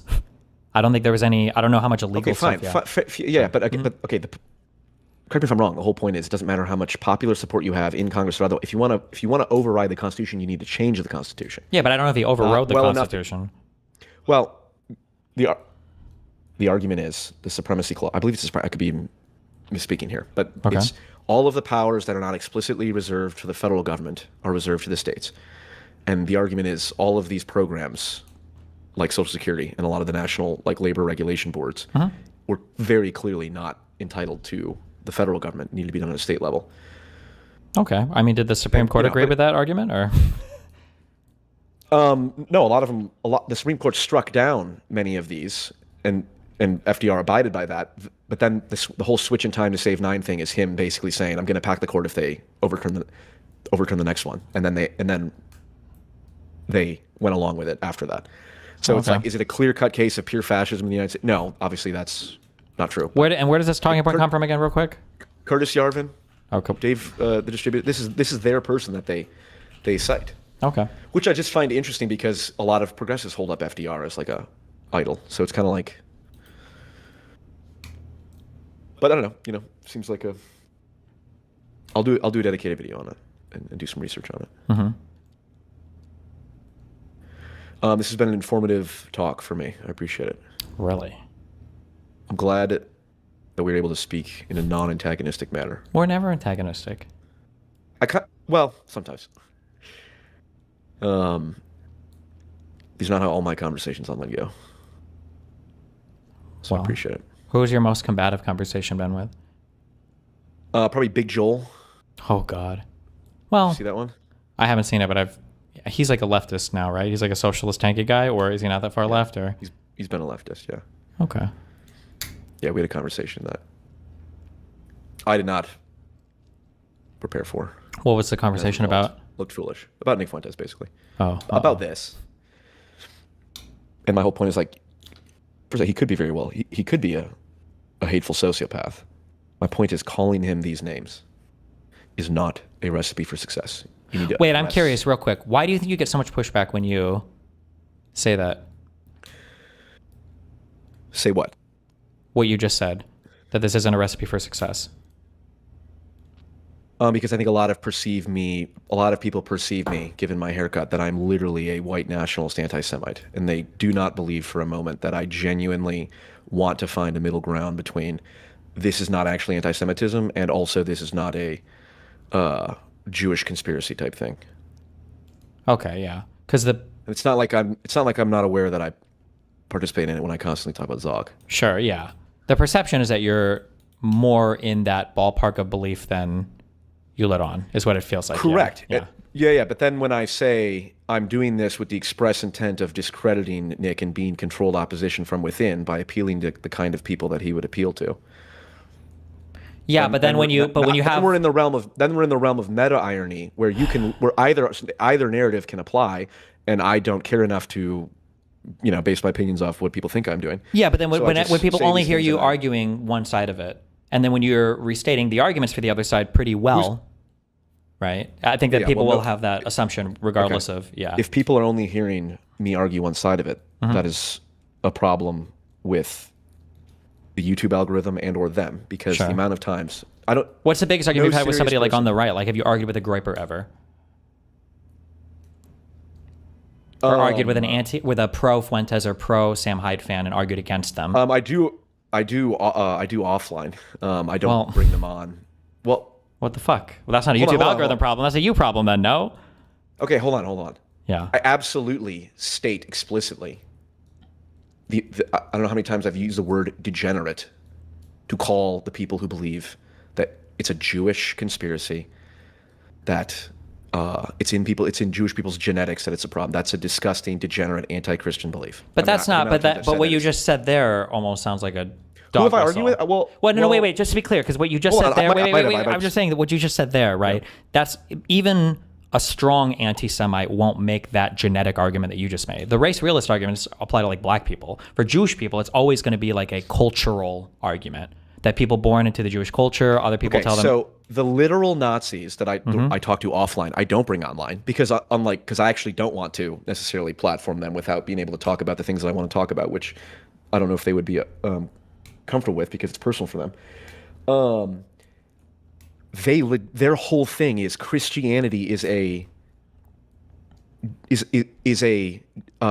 sect of Judaism that is meant to allow Jews to get away with their stuff because it says, well, all men are made in the image of God. That's the far right when I think of anti-Semitism, that's what I'm thinking of the people who are like, I think Hitler literally was a good guy. Sure, but I think that's like a very minor. That's not like the loudest version or the most populist version of like neo-Nazi. I don't think that'll ever be. It's a weak argument. It's a loser argument. The strongest argument is... You know what? I never thought Nick Fuentes denying the Holocaust would have gone mainstream, and yet here we are.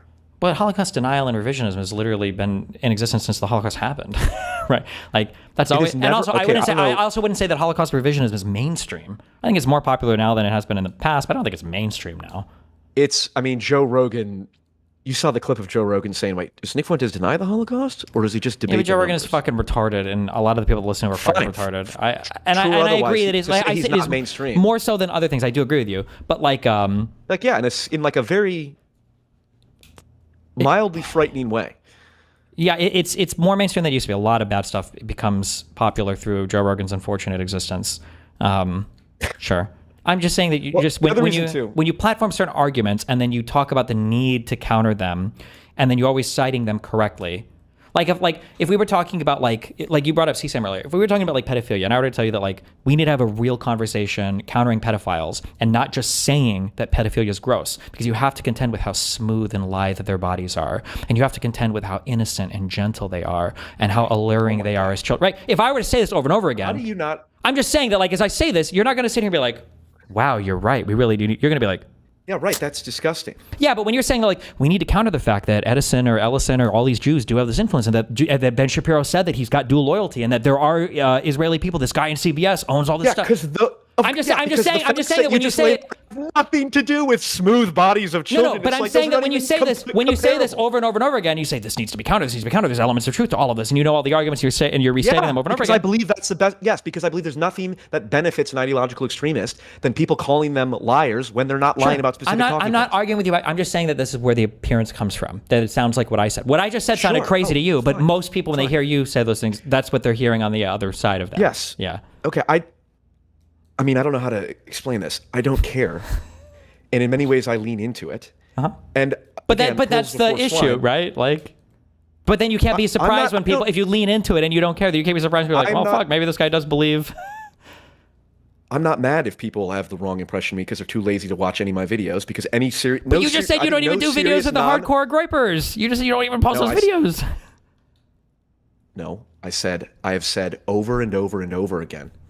How degenerate these beliefs are. But degenerate is such a weak word. You picked a very, just because I haven't debated what, okay, hold on. I don't even know. I feel like degenerate is a very weak, it's not like, it doesn't mean, like degenerate, it feels very subjective to me.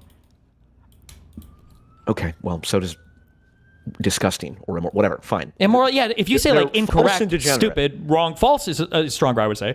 But like it's when you say, because it almost feels like you're saying, when you say it's degenerate to be so heavily anti-Semitic, it almost sounds like you're committing the error that you would claim my side commits, where it's like, you might be factually correct on everything, but I think it's bad to say it. You're degenerate. That's what it almost feels that way. Okay, fine. I would say my definition of degeneracy requires deception. That's part of it. Like hedonism is degenerate. Oh, sure. That could be the case. But I would argue you're using a relatively personal definition. I don't think most people would say that deception is part of degeneracy. Yeah. Yeah. The two things I would say is I don't care. People can call me all kinds of names. In many ways, it makes me more and more powerful because then I have increasing amounts of evidence that I'm both called controlled opposition. What is it? I have a golemic facial structure. Okay. According to the Groypers. And every time I make a video about Nick Fuentes, it is mostly Groypers complaining about it. And then I have what all the leftists call it. It's like, I don't care. It's fine. If anything, that benefits me. But I am interested in how this plays out in the broader discourse, which is why I'm talking about it. Okay. And the other thing, too, is just, I think it's like I have people in my life who went down the real Nazi rabbit hole. Yeah. And so I don't take seriously the opinions of people who know really nothing about how anti-Semitism actually functions in people's minds and how it is almost always, in my opinion, a combination of mild to severe autism and significant childhood trauma that's directly related to hates, like racism and shit. And it's like, so I just don't care because I know what I believe. And if people want to accuse me of stuff, that's fine. It works to my advantage in many ways. Yeah, I mean, if you don't give a fuck, then that's fine. Yeah. I mean, I do in my real life. Okay. That does bother me. Well, you're just a racist. It's like, no, I've seen it close up. I've seen I've seen the amount of time when people talk about Jews controlling, when people talk about going to the libraryofhate.com back 10 years ago or whatever this fucking was, and Jews do this and Jews do that. It's like, in my experience, twice as often those people were talking about killing themselves because it is truly a degenerate belief. It worries me now that it's becoming more and more mainstream. Yeah, it's bad, yeah.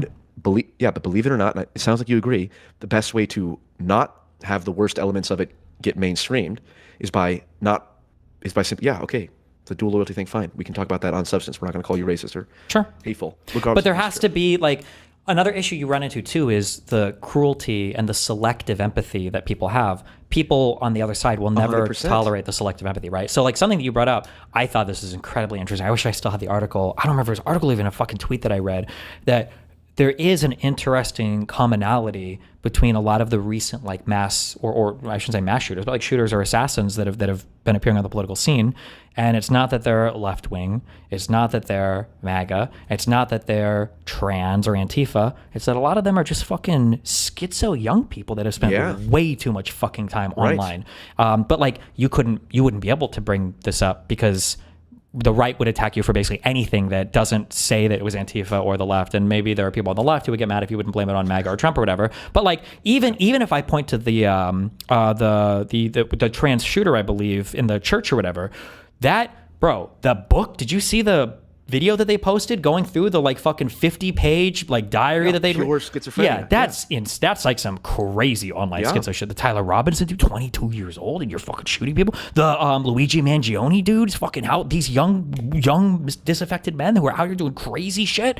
But no, you can't even have that conversation. Yeah, it's not good. And that actually, wait, you don't know about what? I 100% agree that there are elements of MAGA who are like, if you don't believe it was this, then you're just a left. I don't care about them any more than I care about the leftists. Okay. That's the majority of MAGA, but yeah, go ahead. Maybe. It is, and their political leaders, they all say it, yeah. Reality is important. Sorry, yeah, go ahead. I agree, reality is important. So is making mild concessions for the sake of furthering the conversation without going down rabbit holes. Okay. I think it's fairly uncontroversial to claim that nihilism and like ideological nihilism and mental health issues are kind of at the root cause of all of this. And I do think there's a significant number of like again, people can say I don't believe this, but like I believe there is a proportion of, I don't know what it is. There's a proportion of Hassan's the total viewer base who's influenced by Hassan, who genuinely, if they could, would guillotine fucking billionaires the moment they had the ability to. Sure. And I genuinely believe there's probably like a low, I'd say like maybe 6-7%. Fine. 15, 20, yeah. I'm sorry. I'm so sorry. That's the only time I'll do that. One of the issues that I have... I would not have agreed to this if I knew you had a soundboard. One of the issues that I have when it comes to the talking about this, though, is that people don't view the disaffected young person as like a problem. They just treat it as a vehicle. So maybe some people on the left will wield it and say, well, MAGA is causing young men to be like this. Or people on the right will wield it and say, this is what like the trans groomers are causing people to be like this. They won't actually stop and look and say, maybe making people's exclusive form of communication with their peers, text messages and shit, has like severely damaged us. Nobody ever I've said this for like 5 years now. I think even when I was doing the red pill shit, I was saying that like nobody wants to talk about this because it's not a very ideologically stimulating or exciting talk, because you can't really blame either side on it, and it would require like fundamental changes in how we do our life. Like I don't remember how old you are. I'm 37. I would never exist in high school with a cell phone like they have them today. Like sometimes I'll even see it pop up where like some school like took cell phones or whatever and people are freaking out, and I'm like, that seemed totally normal to me. Like we were never allowed to use our cell phone in school when we did have them. They were more basic back then, but like you would always get it taken at the beginning of the day, and you get a detention or demerit support at least. Yeah. Well, this is like the banning cell phones in schools is like one of the most widely supported. Yeah, but I don't think it happens very much. I think it's really unpopular. No, wait, when you say widely supported, I don't think it is. Because even the parents, because apparently when you have a kid, everybody forgets immediately what it's like to be a kid, and all the parents are like, no, my kid has to have their phone. I need to be able to contact my kid whenever I fucking blah, blah, blah. And I think it's like the parents that push back. Like, I think most parents push back against it, though, yeah. I know the only person, fair enough, I'm not dying on this hill. I'm fairly confident, though, that Jonathan, this is Jonathan Haidt, the psychologist. Yeah. This is like his crusade, Wait Till 8 movement. In Australia, I believe they banned... Wait Till 8. I would never name a movement that... I'm so sorry. Go ahead. I think like until you're in 8th grade to get a phone. Okay. The only person I know, the only public figure... Sorry. Go ahead. ...who makes pro-phones in schools argument is Taylor Lorenz. Oh, it's this. This is a deeply unserious person who I think maybe is funded by Qatar or something. Well, she is actually, just for some of her work, but this is a person who only exists to hijack public narratives and to be as disingenuous as possible. So be careful with what she says. Yeah. I really don't like the Well, the reason kids' mental health is declining is not because they're on their phones all the time. It's because of climate change. That's literally her talk. It's like Sure. not that I think Or the kids only can reason be they want to ban affected phones by. is because Israel is trying to keep them from getting pro-Palestinian talking points. That's the thing I've heard her say. She just has some Oh my crazy God. out there Yeah, opinions on exactly. everything. Yes. If that talking point came out, be like, you are. Well, I think she's literally said that. That was Control against when opposition. she was against the banning. It might have been the banning of TikTok, or it might have been taking phones away from kids. Well, that's she was saying that that's- like yeah, That's different from banning them in schools. But sure. anyway, any other topics you want to talk about? No, I don't think so. How you doing? You doing okay? I'm doing great. You don't, I mean, I won't be offended either way. Do my videos ever come across your feed? No, but also I don't watch anything on YouTube. I don't have time to watch any. I don't watch anybody's videos on anything. If I don't watch it on stream, I don't watch it at all. So yeah. Okay, that's fair. You didn't see Rowan's video, the Nick Fuentes 2035 final broadcast? No, I didn't. Was it a good one? It might be the greatest piece of art of 2025, in my opinion. Wow, of 2025. Okay, well I'll watch it I right think after so. this. In okay? terms of its political, artistic significance, Man, you know whose video had a lot of political artistic significance? Sorry, finish your thing and then I'll go. Yeah, no. I would advise it. Watch that on stream. I will. Hang up. The We're- maybe you'll hate this though. That Elephant Graveyard guys videos on Joe Rogan and all those people. I don't know who Elephant Graveyard is. Okay, that's a pretty. Are they big, like you Too would Lazy to Try or American Redact, where they're always just shitting on like Brendan Schwab and Joe Rogan and that whole crew? I don't know, but they would. You would like it too because he's like a mean person would say he's like pretentious, but he's just the way that he's. You would. I think you would like. You would watch this and you'd be like, oh, I need to get my cigar that I don't know how to smoke. I need to listen to this. Yeah, you would. You'd love it. All right. The other question I would ask: moral foundations theory, Jesus, the Jonathan Haidt TED Talk. Did you ever see that? I don't think so. I don't want to abuse my I'm on stream and hey, can you watch this video privileges. The Rowan one you should watch. Oh, God, that cute. Okay. I would be very moral foundations theory, Jonathan Haidt TED Talk. It's like a 20-minute TED Talk. And it's basically, it's key enlightened centrist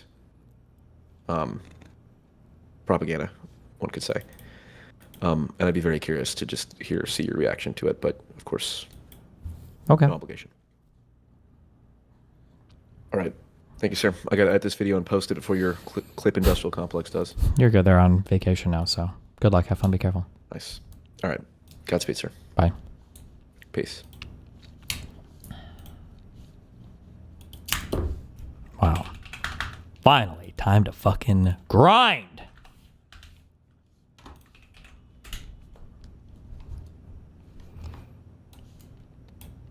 What is this? Some community members did some digging and the numbers are staggering. Since October 11th. Wait, I thought it happened on the 7th. I thought it was October 7th. No? Kaya shot caller misuse. Kaya, for some reason, has been on place 85% less. Hassan, if you weren't using that to keep your therapy stream for the house to use, what is this guy is demented.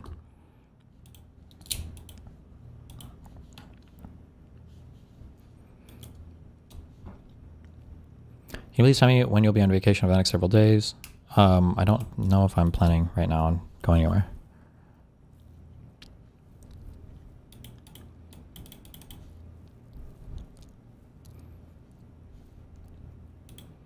Somebody said this was the full Ben Shapiro quote. I mean, I think that every Jew throughout world history who has a brain and knows history has always wondered if a country that is... Do you ever wonder if one day you'll have to flee the United States? I mean, I think that every Jew throughout world history who has a brain and knows history has always wondered if a country that is not a Jewish state is going to eternally provide them security guarantees and full citizenship, of course. I mean, that's I think to think that that's why the existence of the state of Israel is the single greatest guarantor of my loyalty to the United States, frankly. Right? Because Israel exists, that means the United States is going to be a more welcoming place for me, because Israel is there as a backstop in case anything should go wrong. But I feel you try to dodge the question. So I'll ask it bluntly. Why won't you make Aliyah to the state of Israel? Oh, fuck. You got me first. I was going to say my perception of, and I should be careful because I don't want to do the thing where you go to a country once and you speak for everybody, but like my perception is that like Israeli Jews and like Brooklyn Jews or U.S. Jews are quite different. If you're an Israeli Jew, you really, really, really want all the Jews to go back to Israel. And the idea that you are somehow some Jew who loves Israel, but you won't fucking move there, like when he says make aliyah, is to go back to Israel. Like they're trying to always get these fuckers to come home. That's why they have all their IDF tours, or they bring kids on like birthright trips and all this bullshit. They really, really, really fucking want you to come back. And if you don't, they don't like that. Which is why he just asked him again, like, why the fuck won't you come move here? Yeah. Bluntly. Why won't you make aliyah to the state of Israel?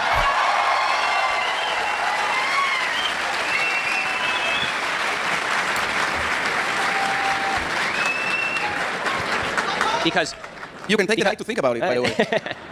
Because the fundamental principles of the United States are good, eternally good, and worth upholding. And my fight to do that as a Jew is deeply important, not just to people who are not Jewish, but particularly to Jews. So in other words, my Jewish mission does not conflict with my presence in the United States, or my citizenship in the United States, or my loyalty to the United States. Shouldn't Jews live in the state of Israel? Shouldn't I like this answer. I think this is a good answer. As an American, I like this answer.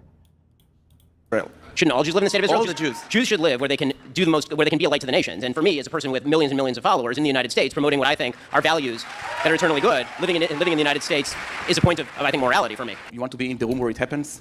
To be a candidate for a vice president, president? That sounds like hell. Number one, running for office is a garbage business. You have to ask a bunch of people that you don't care very much about for large sums of money in order to run a campaign in which you have to fib about your core positions. And then if you win, you have to hang out in Washington, D.C. with politicians.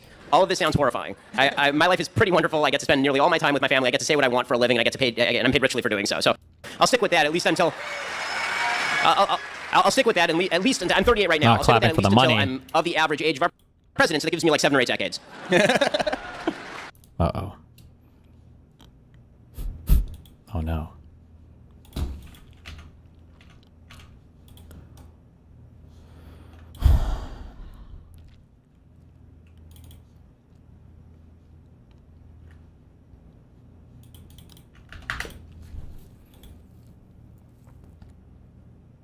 Uh-oh. So, Supreme Court keeps Trump's National Guard deployment blocked in the Chicago area for now. Why are we doing politics? I hate politics. Oh my God, this shit is so gay. Justice Brett Kavanaugh said he agreed with the decision to block the Chicago deployment, but would have left the president more latitude to deploy troops in possible future scenarios. The outcome is a rare Supreme Court setback for Trump, who had gotten repeatedly deep-throated by 6 of the 9 justices in emergency appeals since he took office again in January. The conservative-dominated court has swallowed the majority of Trump's loads that he has exuded from his body, including the load to ban transgender people from the military, claw back billions of dollars of congressionally approved federal spending, move aggressively against immigrants, and fire off loads into the Senate-confirmed leaders of independent federal agencies. The White House did not immediately respond to an email message seeking comment. In a dissent, Alito and Thomas, more hungry for Trump's come than usual, said the court had no basis to reject Trump's emissions based on the fact that the administration was unable to enforce blah, blah, blah, blah. I don't care. Fuck these guys. Okay.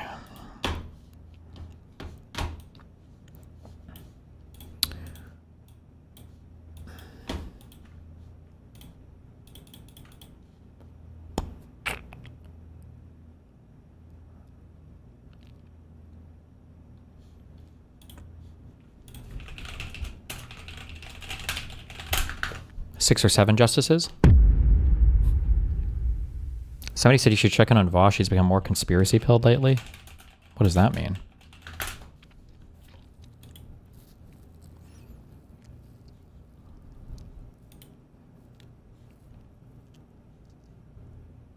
Why is this his picture from yesterday? I mean, what the fuck? What the fuck? What's he doing in DC? Big day tomorrow. Wait, 2 years ago. Oh, shit. New timeout lengths. You can now put people in timeout for different lengths, ranging from 10 seconds to 20. I'm now the world's strongest conspiracy theorist. I don't actually care that much.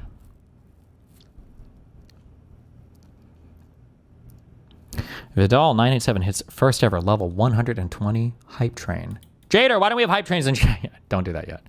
Maybe next month.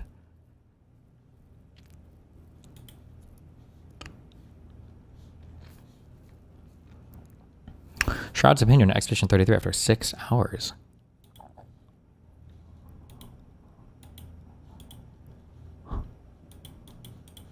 I'm looking. That was fun. Bro, my I'm shit looking is so- forward to more closing statements. I had a great time. I have no complaints. I got no complaints. Not one. There was a point in the game where my volume was 90% and it was really loud and I needed to turn it down. That was a complaint, but I mean, that's a skill issue. So whatever. Okay. Okay. Is it like a meme that he does game reviews like this?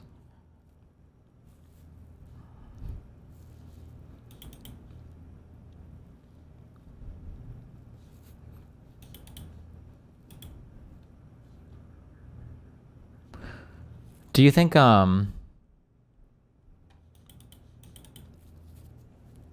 he was leading a crusade against Expedition? Oh, is the DLC content worth doing? I need to break out of the first area, dude. I fucking soft locked my shit so hard.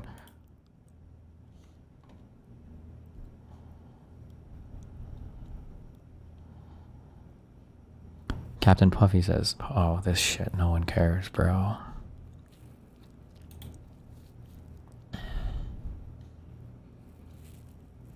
Samantha Fulnicki admitted that she didn't read the source material and threw her assignment together in 30 minutes. Oh, is this the stupid fucking woman with the lawyer mom who said, like, did the essay and is now trying to become famous off this stupid shit? Was it hard for you to come up with the things that you wanted to say? Not at all. I was actually just telling this story earlier. I was at my my good friend. I was at her house, and we were about to go to a musical that OU was putting on, or a play. And I was like, oh, I have to do this assignment really quick. It'll just take a second. And then I read the topic, and I was like, oh, this is going to be so easy. Like, you know, I have a very strong opinion on this topic.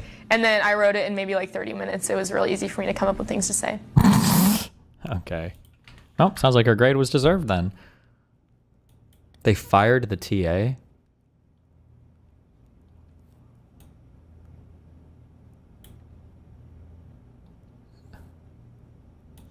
Wait, what?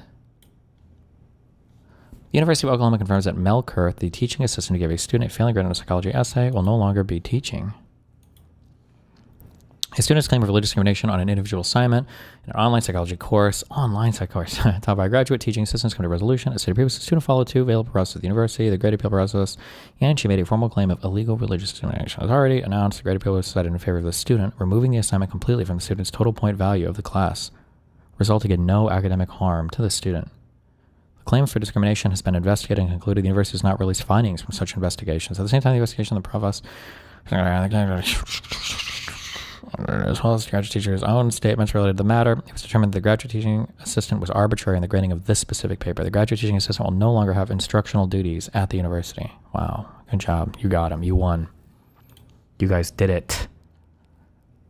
She's going to be our next, not Lake and Riley, not Riley Reed, not fucking Riley. Who's the name of the stupid fucking swimmer loser? Who am I thinking of? Riley Gaines. Yeah, she could be the next Riley Gaines.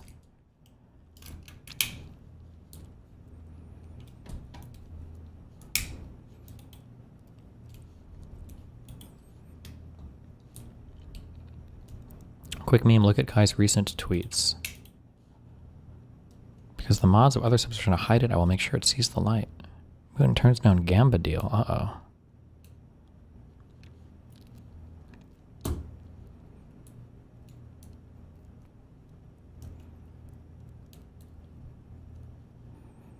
What?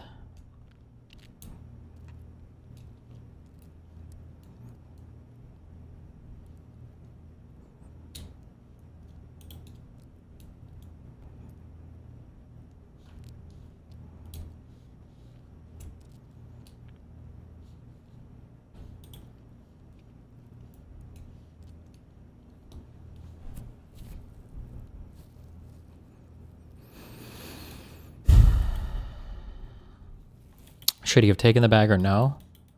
I'm not gonna say shit. Listen, they can run their stuff. They can do their stuff. They're the ones I will simply sit by and watch.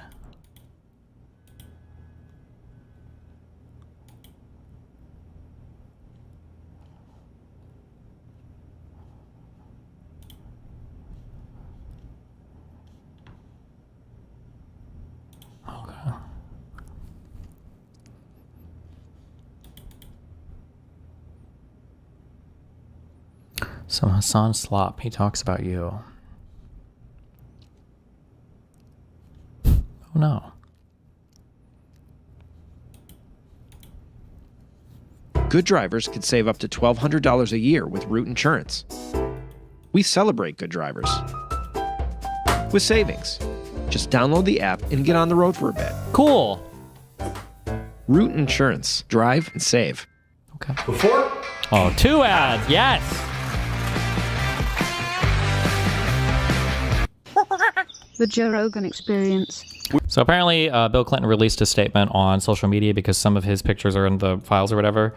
And he's saying, I think he basically just said, like, listen, you know, I have nothing to hide. Release everything, unredact everything. I don't give a fuck.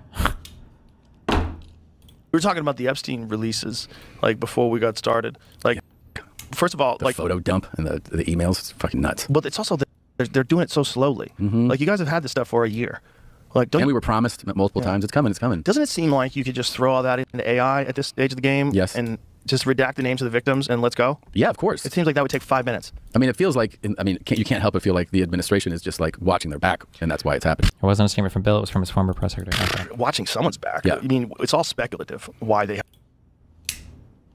haven't released it, but it's not good. It's not good for everybody's confidence. No. It's not good that this thing was going on, that they had this bizarre blackmail operation running. That's very weird. Very strange. Very weird. But it kind of makes sense. Because if you're a 60-year-old billionaire and you're a freak, and you like to get your freak on, but unfortunately you're a gigantic software developer and everybody knows who you are. Yeah. Like, it's hard to get your freak on. Well, that's the thing is, like, it makes sense when you go like, oh, some of these dudes What? Okay. really like visiting that place. Yeah. It's like, that's the only place they can go. Right. You can't go anywhere else. Right. And that's why they set it up for them. Yeah. Eric Weinstein said that to me once. I was like, oh, okay, that makes sense. If you're the former president of the United States, you can't go to a nightclub. Yeah, he said, I think there are people out there that provide experiences for certain people that have a hunger for them. Yeah. I was like, of course. And that's also how they compromise people too, right? Oh, yeah. That's how they get you to vote the way they want you to vote and play ball. Bobby, we got video, you sucking a dick. Yeah. Yeah. What do you want to do? What do you want to do? Okay. Vice President made. The statements that the Vice President made. He absolutely came out and condemned and said that there is no place for any comments like that in the Republican Party. JD Vance said he's going to warn his kids so some quote-unquote scumbag doesn't leak a group chat in a similar way. He was implying the person who leaked the group chat was a scumbag. Ooh. JD Vance has had the farthest thing from moral clarity this entire time. And listen, do you know who Paul Ingrassia is? Sure. Do you know who Paul Ingrassia is? Yeah, we've debated it. Do you know what? Okay, so do you know what Paul Ingrassia said? Yeah, we've debated that he has a Nazi streak. Oh, you've debated it, but has Trump fired him, or is he still a part of the administration? I don't know where he is right now. He's a part of the administration, and you know that. You're lying right now. You know that he is a part of the administration. He is still there, and he said he, quote, has a Nazi streak. So you can sit there and play coy, but you are not having the clarity that you are talking about right now. Do you condemn Paul Ingrassia? Nope. I certainly condemn all anything. types of fire Paul Ingrassia. Approximating heaven Okay, so Nazi streak. Republicans just have a problem. God damn. He got moglered. He got moggled. In front of my house. I don't want to meet nowhere. Pull up in front of my house. Matter of fact, you ain't even got to pull up in front of my house. Pull up in front of the motherfucking precinct and let's bang out. Right down the block. You know where it's at. You studied my whole neighborhood. Or pull up in front of the Kmart and let's bang out and let's do it on camera. I throw my life away and you throw your life away right now. Right now. Let's do it for the camera. Right now. And if you win, I'll make sure I got like $70,000 in my pocket. Like, if you bother me, you can take the money. Right now. I hate you, nigga. Let's die.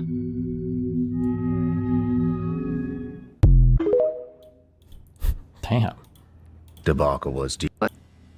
What do you think that was?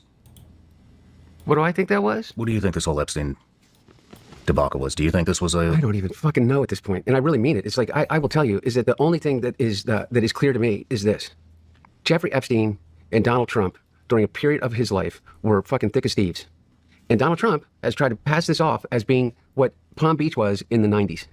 Okay, and that may be his view of it, but I've seen enough evidence of Donald Trump and his teen modeling agencies and what he said on Howard Stern about how he would go into the back of these, Miss Teen USA pageants and, walk up to the girls naked. They were talking about girls when he's talking about doing that, and wonder whether or not Donald Trump in his mind. I almost woke up this morning and wrote a huge fucking X post on this shit. I hate all these, and I knew it was going to happen. And I know it's going to happen even more in the future.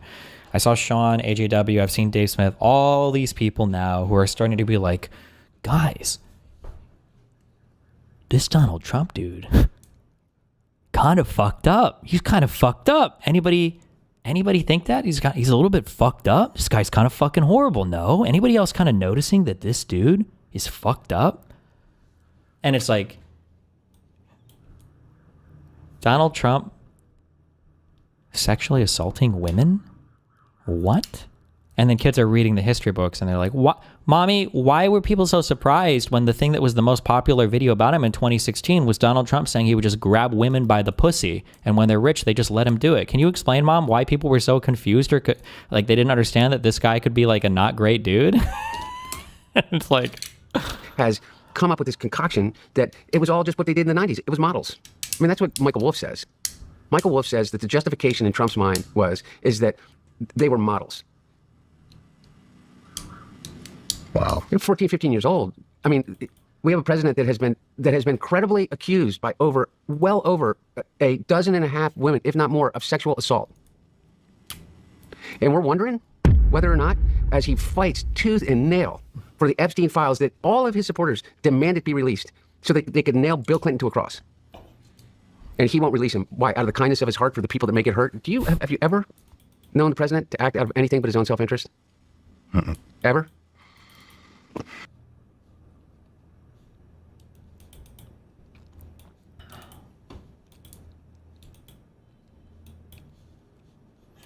There are a lot of orbiters and stuff, or former Destiny orbiters and stuff, that have just like completely latched off the teat and are actively fighting him now. I see that every now and then on my timeline. What's it? There's like an account. why is his timeline Destiny slop? How much is he engaged? I don't even tweet that much. I don't even know people tweet about this stuff that much. He has to be like fucking deep in the anti-fan shit for this to even be popping up. What the fuck? Are you okay, little bro? That just will constantly post these like I don't even get this shit on my timeline. I have to have people link me shit. Debates, and it keeps showing up on my Twitter timeline. That's such an insane self-report. What the fuck? Where there is a lot of people now who are like, yeah, I think you know how it starts? Wait, is this How old? it starts. First, 6 someone days ago. will say, Jesus. You know, I fucking hate Hassan, but these guys are even worse, I think. And then slowly but surely they're like, they lean into it, and then and I don't even do anything. I don't talk to these guys. I don't know these guys at all. I've never conversed with these guys, right? But slowly but surely they'll be like, they start realizing once that fucking first string is pulled, I swear to God, slowly but surely, they start going, okay, you know what? Maybe Hassan wasn't wrong at all. And these guys were just simply presenting him as wrong all the time. There's like an interpersonal, there's currently a war waging among some of the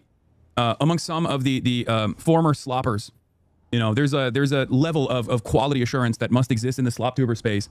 And some people have been realizing slowly but surely that like a big chunk of this was just geared by you know, negative priming through clips and algorithmic boosting. It's interesting. To XQC, who he previously accused of being a content thief. No, you still are a content thief, in my opinion. All right.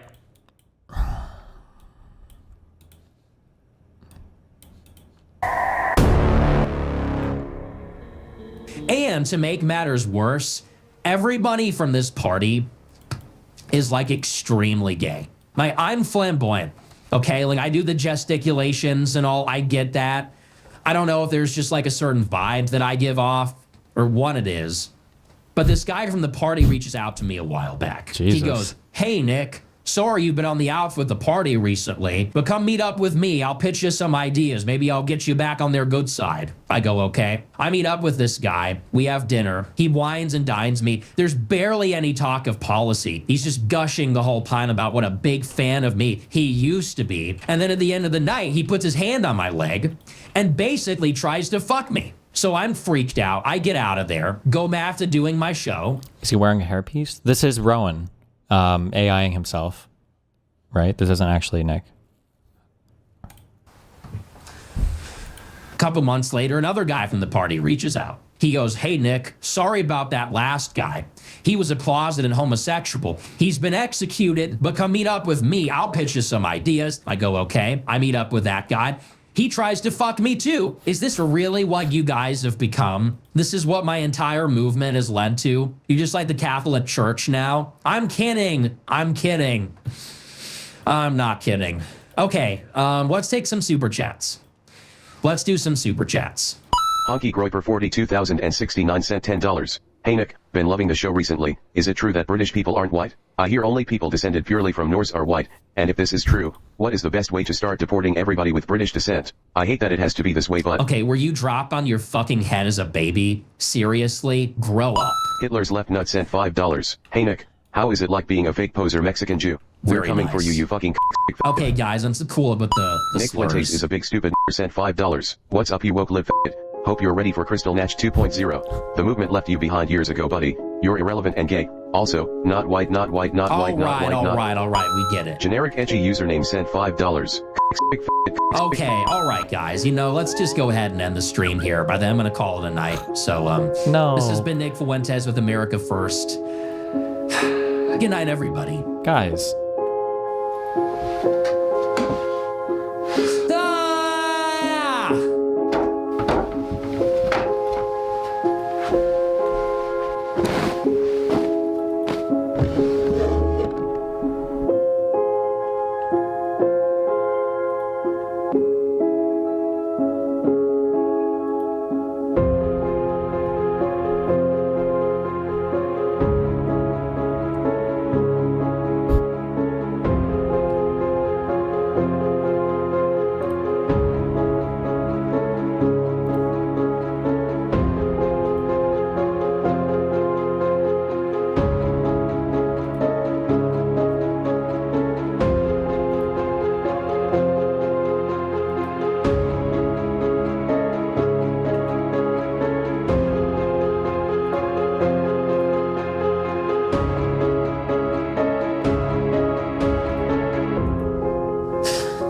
Good night, Hitler.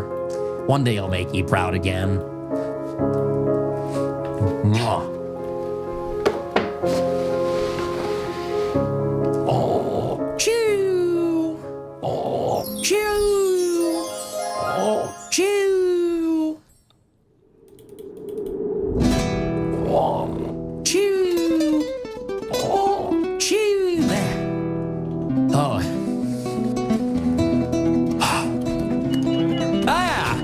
Who are you?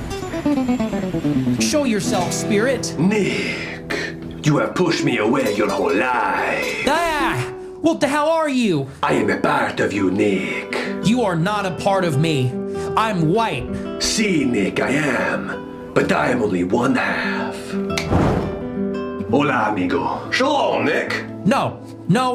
Neither of you are a part of me. I'm white. White founding stock. Jeez, dude. When are you gonna give it up, Nick? See, Nick, why does it matter if we are a part of you?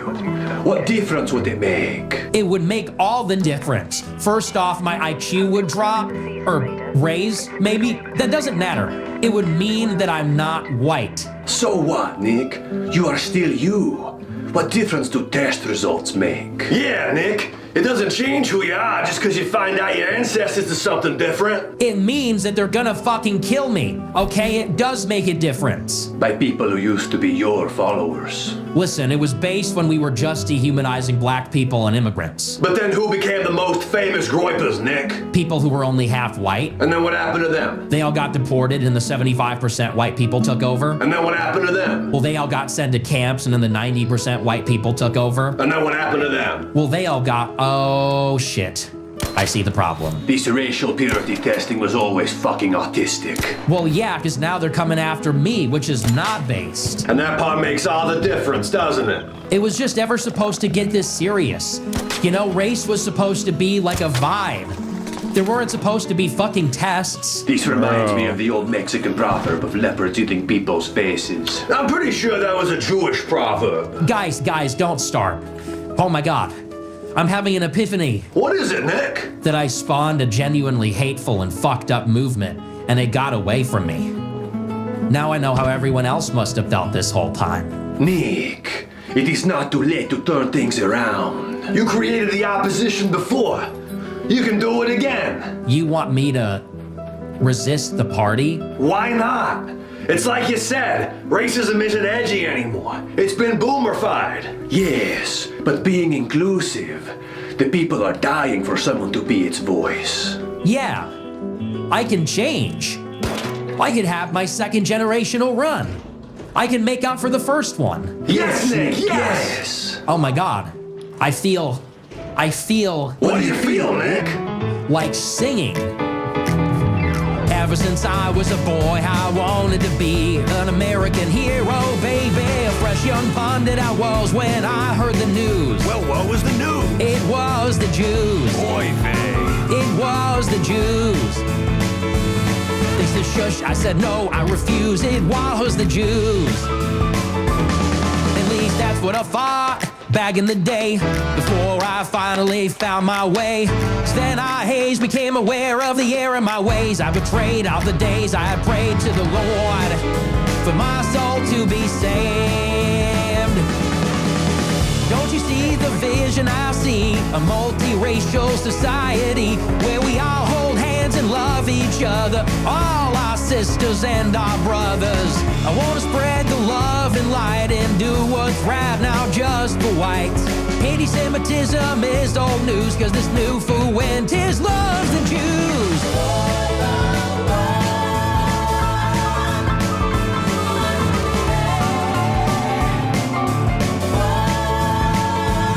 Talked to God, I said who, he said you. I love the Jews because I love the Jews.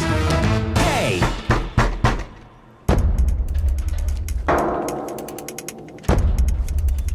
Uh-oh. Hello, are you Nicholas J. Fuentes? Hello, yes? Sorry to disturb you so late. I'm Hans, this is Heinrich. Hello. We hail from Chicago. Hello. We're just conducting some party business. May we come in? Sure.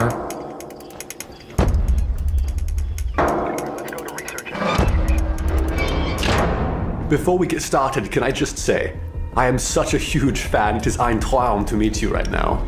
Oh, Nicholas, me too. I used to goon for hours to one monitor while your show played on the other. Oh my God. I still have fans? Yes, well, former fan. I haven't really kept up in a while. Yes, I mainly watch Hitler faggot Groiper 1488 now. Yeah, okay. What did you guys want again? Well, you know, the party's demanding genetic testing now, and well, there are rumors of you being half Mexican, half Jew. We know it is not true, Nick. We know you are white. This is just standard procedure. But that won't be a problem, would it, Nick?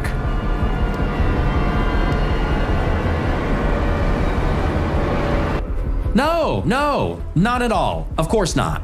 Good. We'll just get this over with then.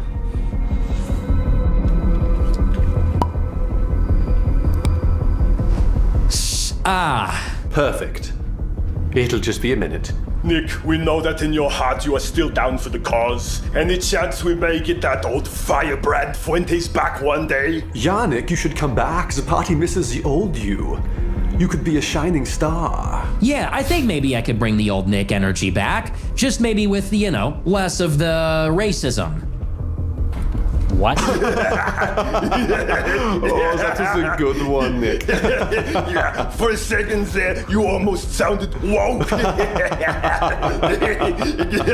Anyways, Nick, my favorite take of yours back in the day was on Evangelion when you defended the relationship between Shinji and Kaworu. Oh, I loved that take. Oh, so few understand, let alone appreciate the subtleties of their relationship.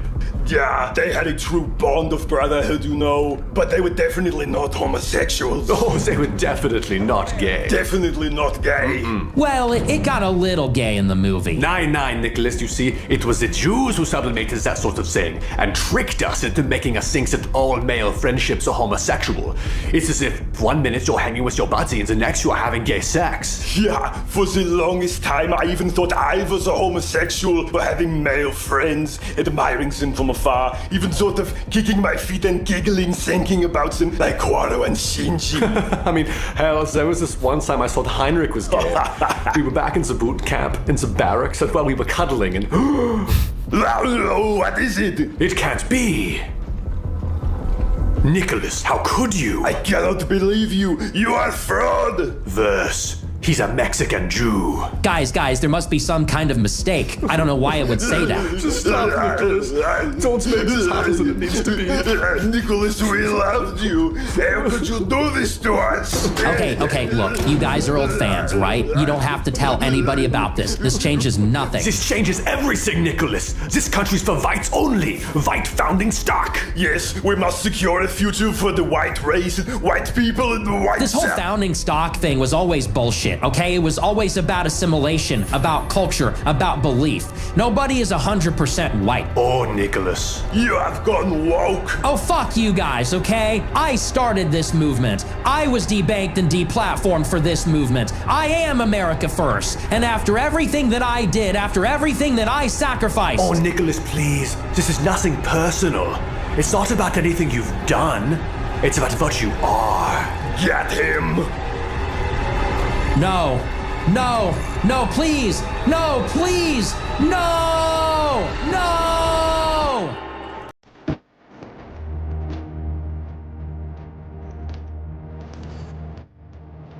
Wait, who's the other guy supposed to be?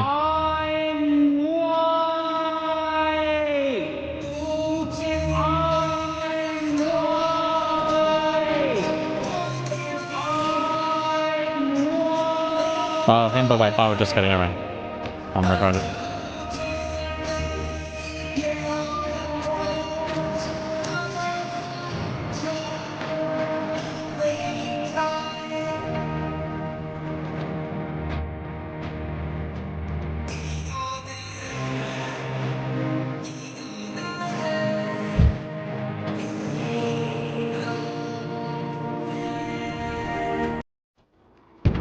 Has Nick watched this on stream? Jesus Christ. I went back. It's not about winning, it's about getting to the truth. What I would like to see is freedom for me as a patient. That's one of the things that RFK and the Maha movement represents. He's clearly being demonized by the media. Do you know why he did it? Yes. Why? I can quote you word for word why he did it. I'm not arguing with you. I agree conflict of you research flip the switch exists. so fast and then it's like, But I whoa, agree this is with intense. you. I Aren't disagree you with mad at that? I absolutely am, because I care about people. Hi, I'm Dr. Mike, and today I'm surrounded by 15 RFK Jr. supporters. I went for round 2 to do the Jubilee Surrounded series, despite a lot of people warning me that there was no benefit to be had, but I disagreed, so I went back, and I'm about to tell you why. Huge thanks to Ground News for sponsoring this video. Thanks, Ground News. When I asked people whether or not I should go back to do Jubilee again, most people said no. They said, you already showed yourself to be an empathetic doctor. The content might get too repetitive. You already showed the best side of yourself. What are you gonna get by continuing to argue with people who disagree with you? People in general are pretty down on Jubilee. In fact, I've done multiple interviews with legitimate outlets, Vanity Fair, PBS NewsHour, where it seemed like the people that were writing the pieces had a negative view of the series as a whole, as if having these types of debates were not valuable and actually problematic to society. This is where I disagree. I think that there is tremendous value in having conversations with people who disagree with you, as long as they're done respectfully, of course, because there have been episodes where people just get into this name-calling thing, and I'm not a fan of those episodes, but that's gonna happen. One of the most annoying things about like debate is people have this thing that they always say for people say for different reasons. For like Asmongold or for Hassan, it's a fucking cope. Well, especially for Hassan. Actually, I think Asma just says he doesn't like to debate. Fuck it. But like, people will say like, oh, well, debate isn't good because nobody's really changing their mind. Just people screaming at each other, blah, blah, whatever. The issue is that Jubilee like leans into what is the popular format and what like monetizes views the best. And for the Jubilee debates, it really is just like that, like what looks the best and what sounds the best and what gets the most clicks. And it's not as much maybe about like changing minds and shit. So it is kind of annoying that like Jubilee is like one of the premier kind of like debater platforms right now, given that they basically just completely play into and endorse that stereotype of debate is just people screaming at each other. happen when you have two parties that are in disagreement. I thought my first episode was great in that I was able to lend an empathetic ear. I was able to provide factual information. Piers is worse? Maybe, but the difference is that like Jubilee is like, Jubilee, we're bringing together different perspectives to have valuable conversations. Piers is Piers uncensored. Like, you know what you're getting, right? Like it's like I feel like it markets itself the way that it is, and I'm okay with that. To people who may have otherwise not been exposed to it. You think about individuals who have been tricked by misinformation, especially when it came to vaccines. I thought I needed to be there for them. So I think the first episode was certainly a win, but I do take some of the criticism to heart and agree with that perhaps I was a bit too passive in the first conversation. That I was perhaps too patient and therefore missed some opportunities. To go fucking I hard. think a tremendous disservice Uh-oh. when somebody rattles off all of this and then Mike jumps straight to I agree. Taking one thing they said and trying to validate them on it. I agreed with that, and I thought I could be more direct. Oh no, he just did it again. For round two. And I thought round two could be valuable to focus on an issue that I believe is plaguing the United States, and that issue RFK is the Jr. appointment of RFK Jr. into the Based. Secretary of Health and Human Services. Just say RFK Jr. I asked period. him to He's a gather plague. individuals who supported him, those who are part of the Maha movement, those who just love him as an individual, who love his policies. And I said, I want to debate these, but I want to debate them a little bit more direct. I want to be a little bit... The guy, by the way, RFK Jr., the guy who doesn't believe in medication for ADHD, but says that heroin helped him get through college, by the way. That guy, thank you. More provocative, and there were actually times during the debate where I raised my voice, which was a little uncomfortable for me. You know, being a doctor who's trying to be as level-headed as possible all the time, that's not a position that I normally find myself in. I never raise my voice with patients, and I feel like these conversations are similar in that way, in that they should be kept very respectful. But at the same time, I thought it was valuable to show the level of passion that not only I feel, but my colleagues have been feeling for a very long time. In watching it back myself, I thought I did a pretty good job balancing being an active, empathetic, attentive listener with going to bat for my colleagues, science researchers, science in general, and allowing people just to see the flip side of the conversation, but being a good person, meaning that the people I think he did who a pretty was good job the disagreeing second time. with, Still I a little didn't bit want too them to conciliatory, hate, but because I not felt bad. like if we created a hateful relationship right at the outset, no one's mind would be changed. No one would get any meaningful value out of these interactions. And it actually worked quite well. Even walking in, I think I made a joke sitting down at the chair, which last time I didn't. I was so nervous. This time I was a little more comfortable, made a joke about the government shutdown. Everyone laughed. It kind of put everyone in a better place. And then as feedback started coming in, I saw comments from some of my colleagues, and it got me a little bit upset. It pulled at the heartstring because right now in the healthcare community, especially those who are trying their best to put out evidence-based content, we're all on the same page. We're all trying to do the best that we can.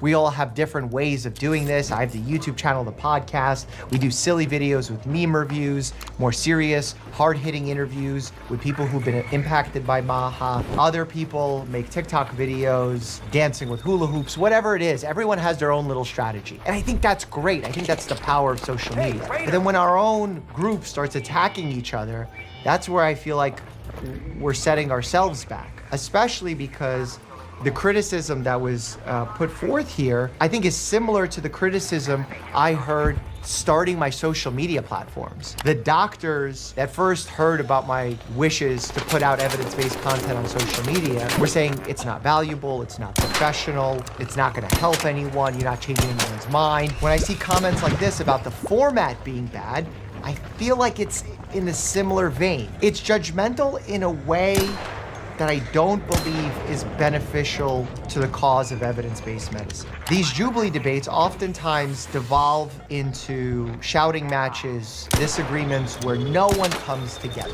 I see why people criticize that. But if you took a 5-minute watch, a 10-minute watch, a 30-minute watch, if you were gracious enough to watch the entire episode, you'd see that this episode was far from that. Humans saw other humans across from them. They heard one another out.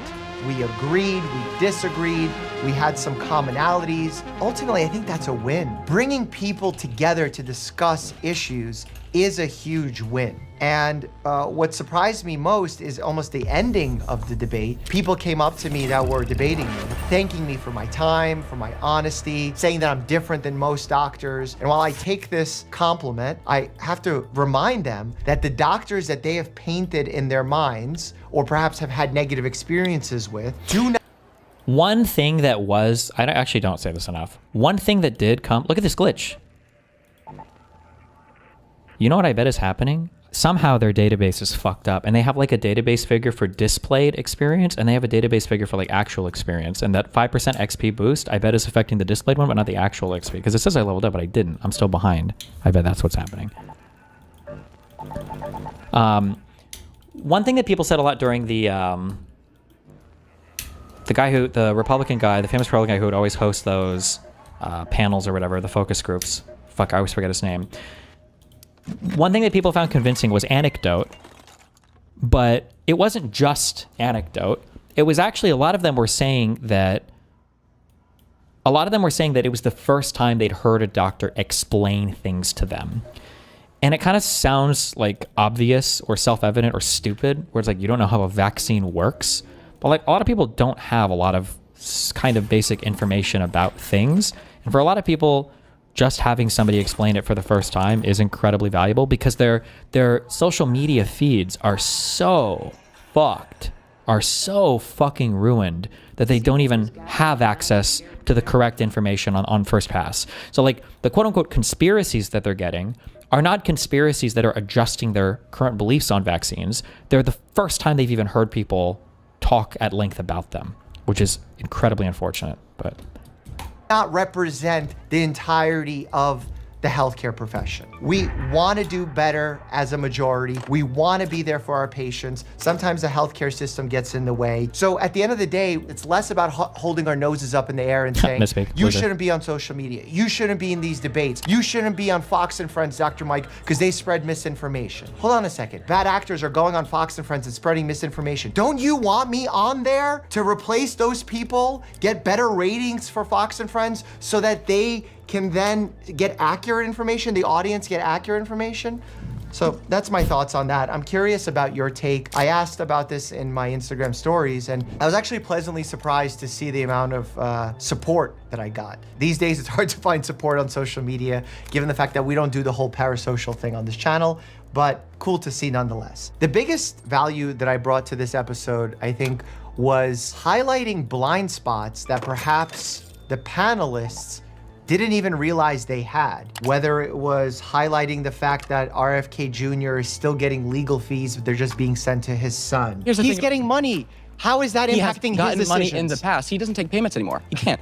And do you know who's taking payments on his behalf? You're probably gonna say his wife. His son. And the participants didn't even know the Maha report existed, and they didn't know that some of the data in it was completely fabricated. The sources were fully made up, like AI hallucination level. Did you see the first Maha report that he put out? I did not, no. 7 sources, fully made up. Yikes. About research that was never done.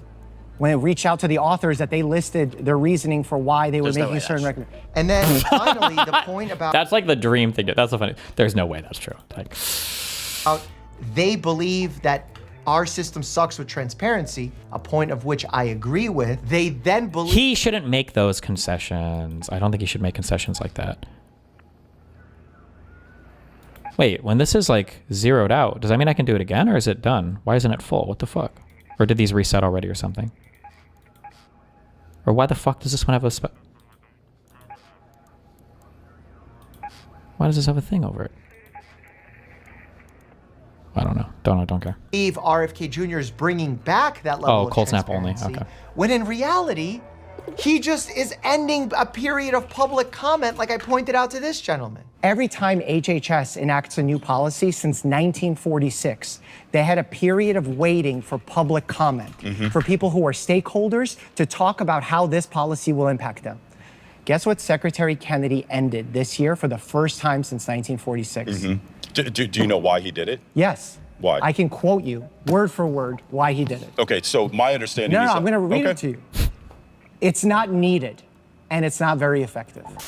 This actually gives me a good opportunity to talk to you about Ground News, an app and website that gathers related articles from around the world in one place with context about the source's political leaning, reliability, and ownership, so you can compare coverage That's and quickly crazy, understand dog. the bigger picture. I think a lot of people in this Jubilee debate would actually benefit from Ground News. For example, look at this story from last week about RFK's Vaccine Advisory Committee meeting. There's been a shakeup in leadership, which is going to have a huge impact on what vaccines are or aren't recommended. And as you can see, only 10% of the outlets covering the story have a right-leaning bias, which means if you only get your news from right-wing news outlets, you might have missed this one. For every story, you get a ton of added info, all backed by 3 independent news monitoring sources. That's There's even a quick crazy, summary dog. of the story from the left, center, and right perspectives. But this is what I like best about Ground News. The They blind aren't a spot? news outlet. They don't write news articles. Oh. Instead, they aggregate and analyze existing news stories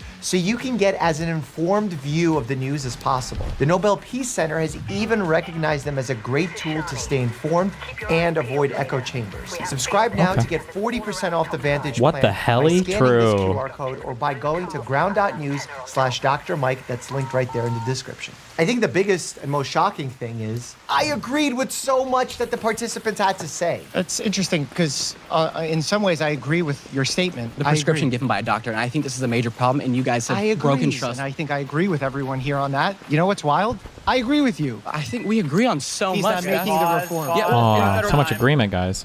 Like, I think in general, the people who support RFK, perhaps even the Maha movement, want the same things that doctors want. And once we realized we're on the same team, I was able to present a little bit of a different take from my perspective, because they're giving it from their patient perspective and I'm giving it from the doctor perspective. And I wanted them to reflect upon that to see that I'm not the enemy. Just rattling off a couple of things that we completely agreed Wow, upon. we all want to be healthy and we want Chronic diseases are on transparency. the rise. Lifestyle changes are a big part of it, but as someone who's actually in the trenches and treating patients, it's not so easy to create sustainable behavior change. So when someone says just work out, on an individual level, that sounds great, but for a doctor who's trying to motivate a patient, that's very hard because patients come with all sorts of situations alongside them. The fact that the system sucks and has hurt some of them, I completely understand. I criticize the system probably more than anyone on YouTube because of how problematic it is in getting people affordable care, quality care, transparency, during their care, the administrative burden that comes with it, the fact that conflicts of interest exist. That's true, and we need to call it out when it happens, especially when it's hidden, but we need to call out conflicts of interest when they happen on side A and side B. And the final one is the point that's probably most tired is we What? messed up during COVID. I Aw. get it, we could have done better. Come We, on. as a healthcare system messed up, as The thing that I don't like when he makes these concessions is he's missing, I think, what the strong and popular claim is about it. The strong claim on the right is not, and even on the populist left, the claim is not that the doctors messed up during COVID, it's that they intentionally messed up during COVID. He misses this. And there's a big difference in agreeing with somebody that, like, yeah, there are things we could have done better, versus, yeah, Fauci and the rest of the people that made billions of dollars off of profiting from and lying about COVID misinformation shouldn't have done that. Those are two way different things. You can agree with the first one. You shouldn't agree at all with the second one.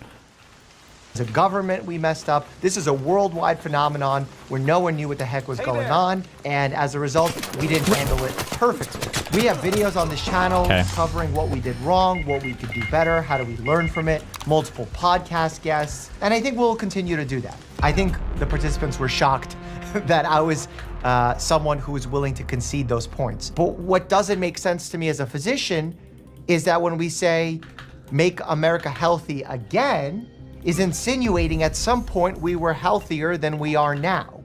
And I don't know what time period we want to go back to, but I certainly don't want to go back to the times before pharma, before antibiotics, before we knew how to perform surgeries and have medical devices and stenting and all this stuff. So when we say healthy again, I don't know what time frame we're looking at. And when we look at data, a lot of the participants would point out that chronic health diseases are on the rise. I agree. But I think this is a societal problem, not necessarily a medical problem. The disconnect was in those scenarios was people didn't see that we've actually made tremendous strides in helping people manage certain conditions, whereas in the past, they may have acutely died of those issues. So that while chronic health diseases have gone up, we have to remember that when someone used to have a heart attack and we had no treatments for them, they would die. Rip. So now we're allowing people to survive their first heart attack, they become chronic health patients. The fact that we've been able to better manage chronically these conditions, we're seeing better mortality numbers, but perhaps worse chronic health numbers. And that's a very unique problem in healthcare, because for every condition you solve or cure you create, you actually end up creating a new problem. If you look at our relatives that only lived to age 20 or 30, perhaps they didn't have issues with skin cancer because they didn't live long enough to experience skin cancer. True. If you think about those same individuals and their dental health, they didn't live long enough to develop all the dental problems that living into your 70s, 80s, 90s can cause. I think we need to really understand when we make an argument why we're making the argument, what the flaws of our arguments are, and that's what science does. And I think that's what makes science beautiful. And cringe. We're always trying to critique ourselves, critique our thoughts in order to make them better. And the common misunderstanding that I felt within this group, within the previous debate, within just my time and talking on social media, is that people have a misunderstanding of what science is. They think science is coming up with a theory and trying to prove that theory true. But the correct way to practice science is coming up with a theory and doing everything in your power and reaching out to others through peer review to try and disprove your theory. And the more times people fail, the stronger your theory becomes. And then finally, what I realized is that these individuals, the individuals from the previous Jubilee debate, they've just had poor encounters with the healthcare system, not enough quality encounters with good providers. I was telling them how when I see a patient, I ask them questions in order to help improve their lifestyle by encouraging exercise, dietary changes. I screen them for intimate partner violence, mental health issues, sleep apnea. They were like, oh my God, Dr. Mike, that's only because you're a great doctor. No, no, no, no. That's what's supposed to happen. And it killed me inside that these individuals were mad because they weren't getting what they're supposed to be getting, so they think we need to destroy the system as a whole. Where instead what we need to do is re-up the enforcement and make sure that people are getting the quality of healthcare that we know is possible. But simply yelling into the abyss that bias exists in healthcare, so throw it all away, doesn't actually help anyone, because at the end of the day, as I said in the episode, if someone collapses, they'd expect me to help. And they think it's because I took an oath. I frankly don't care about the oath. I just want to help people. That is my goal as a doctor, not because I took the oath, but because I love my profession. Once they understood my point of view, suddenly shoulders lowered. They were less aggressive. They were smiling more. And that is the hallmark of a quality discussion. I honestly am not coming here just gung-ho. I want to learn from you. I think That's you are amazing. here I in appreciate good that. faith. I don't think that you're a bad man just trying to win the argument. And trust me, I've sat in this chair where that's exactly what the person in the other seat wants to do. And I've had students over the last few months ask me what strategies I employ in debating people and changing their minds. There are no strategies here. The only strategy that I use is a strategy that I use on myself to remind myself that people have different experiences. And it's my job as a doctor who spent all these years studying to understand where those people are coming from, to understand where their knowledge base comes from, to allow them to feel seen and be validated in their experiences. And then once I earn their trust, because I'm genuinely curious, I'm not doing it as a strategy, then they become a little bit more open to hear what I have to say. And I feel like that is the win. The win is to see a little bit more eye to eye, to agree that we both have good intentions, and from there we can build upon. Does anyone else human empathy?